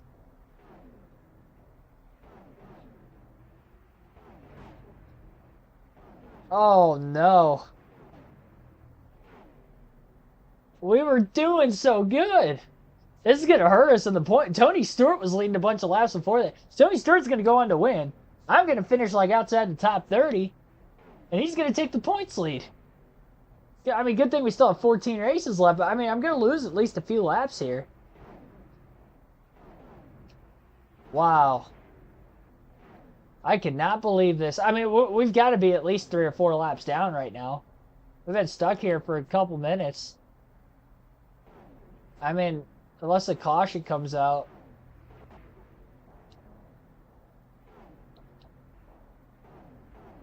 Like, I mean, even Vickers was in third. Fourth. I think he was in fourth before the pit stop started. And 2 guys in the top 5. It had to be a teammate. NASCAR 21 ignition moment. Yeah, no kidding. I've never seen this on an EA game. Honestly, like, I've never seen this before. I played this game. This was the second most played NASCAR game I had growing up. And I never remember this. I've never seen this before. This is an odd occurrence. If I would have known this was going to happen, I would have pitted a lap earlier. Just for that. Hindsight 2020. Who could have possibly predicted this? Well, I mean, I don't even know what to do here. We're over halfway through the race. Like, I can't just restart it. We were like almost an hour in. I'm not restarting this thing.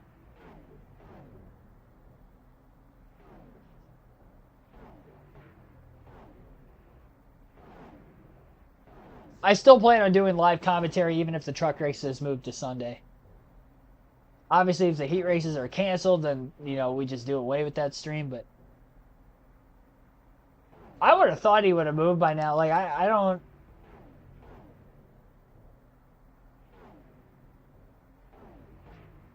He hasn't moved an inch.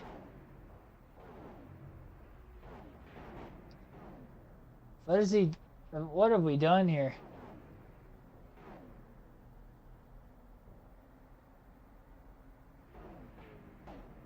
Can't even look out of the rear view like that.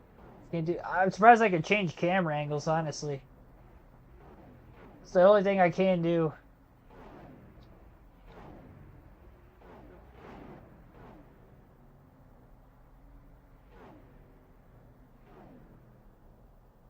Well. Yeah, this just happened. There's one car that blew an engine earlier, and that was it. So we'd end up finishing 42nd the way this is looking right now. 42nd place finish. Have you ever? Well, see, the problem is, Tim, we were the last of the cars to pit. There is one car behind me. But it isn't doing anything.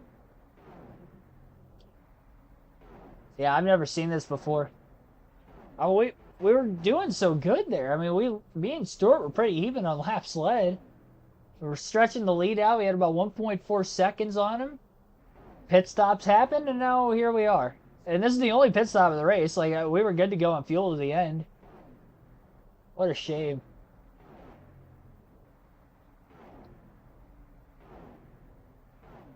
Well, looks like... I mean, I could pause it. We're gonna have to back out. I'm not just gonna sit here. We're already... I mean, we've been sitting here for at least 6-7 minutes. I mean, that's over 10 laps. We're not gonna make that up. We're gonna have to restart, do a short race, literally do what we did on NASCAR 21 Ignition on our playthrough there, where if we had like a race-ending glitch, there's restart it, take the last place finish, and move on. So, yeah, we'll have to do that. This is gonna hurt me in the point standings a ton. I mean, I sat there long. We're gonna give ourselves 42nd place finish here because there was one driver that DNF'd. Oh, it's simulated when I quit. Oh, you gotta be... Well, I mean... Well, it simulated the race when I quit. There was nothing I could have done there. I didn't think it was gonna do that. At least I get my laps led. I guess I wouldn't have got my laps led bonus. Oh, man.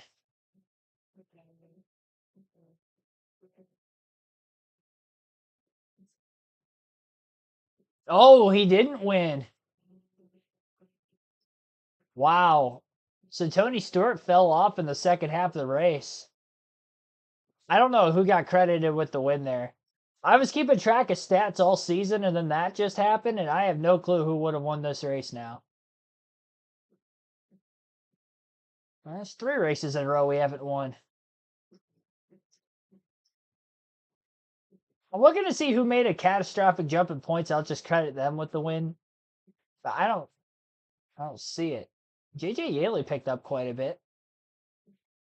You gonna give Yaley the win? How many points was he back? 479. I mean, he gained almost 100. Vickers was right there with us. Crocker didn't gain a whole lot. Neither did Mayfield. Kenseth lost quite a bit. Mark Martin moved up to 10th.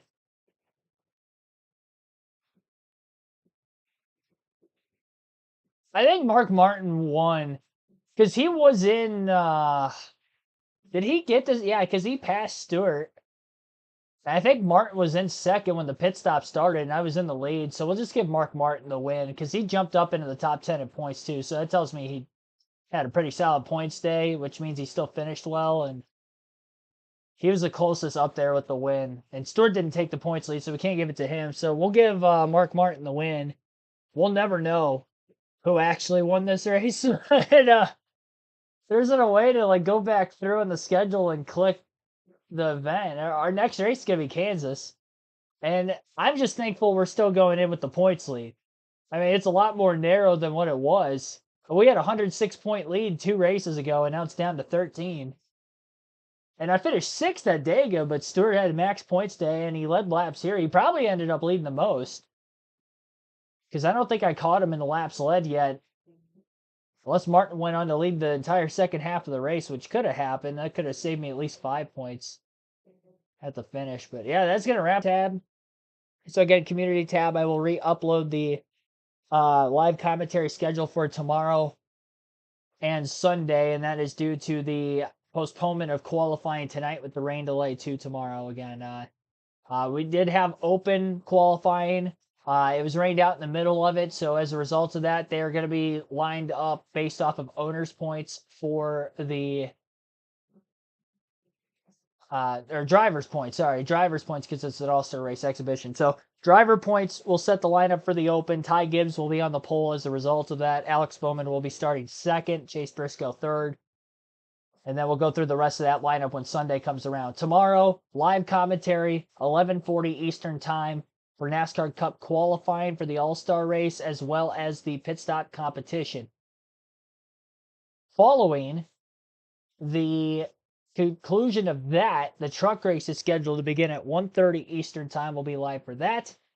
And then we'll be live, of course, later on tomorrow for NASCAR Cup Series Heat Racing, NASCAR 07. So busy day on the channel. Quadruple header, potentially, depending on weather and rain. It looks like it's going to have more of a chance of rain tomorrow than it did today, but we'll see how it works out. Appreciate everybody that tuned in. Thanks for hitting the like goal of 50. See you back and better than ever in the morning. Have a good rest of your Friday night.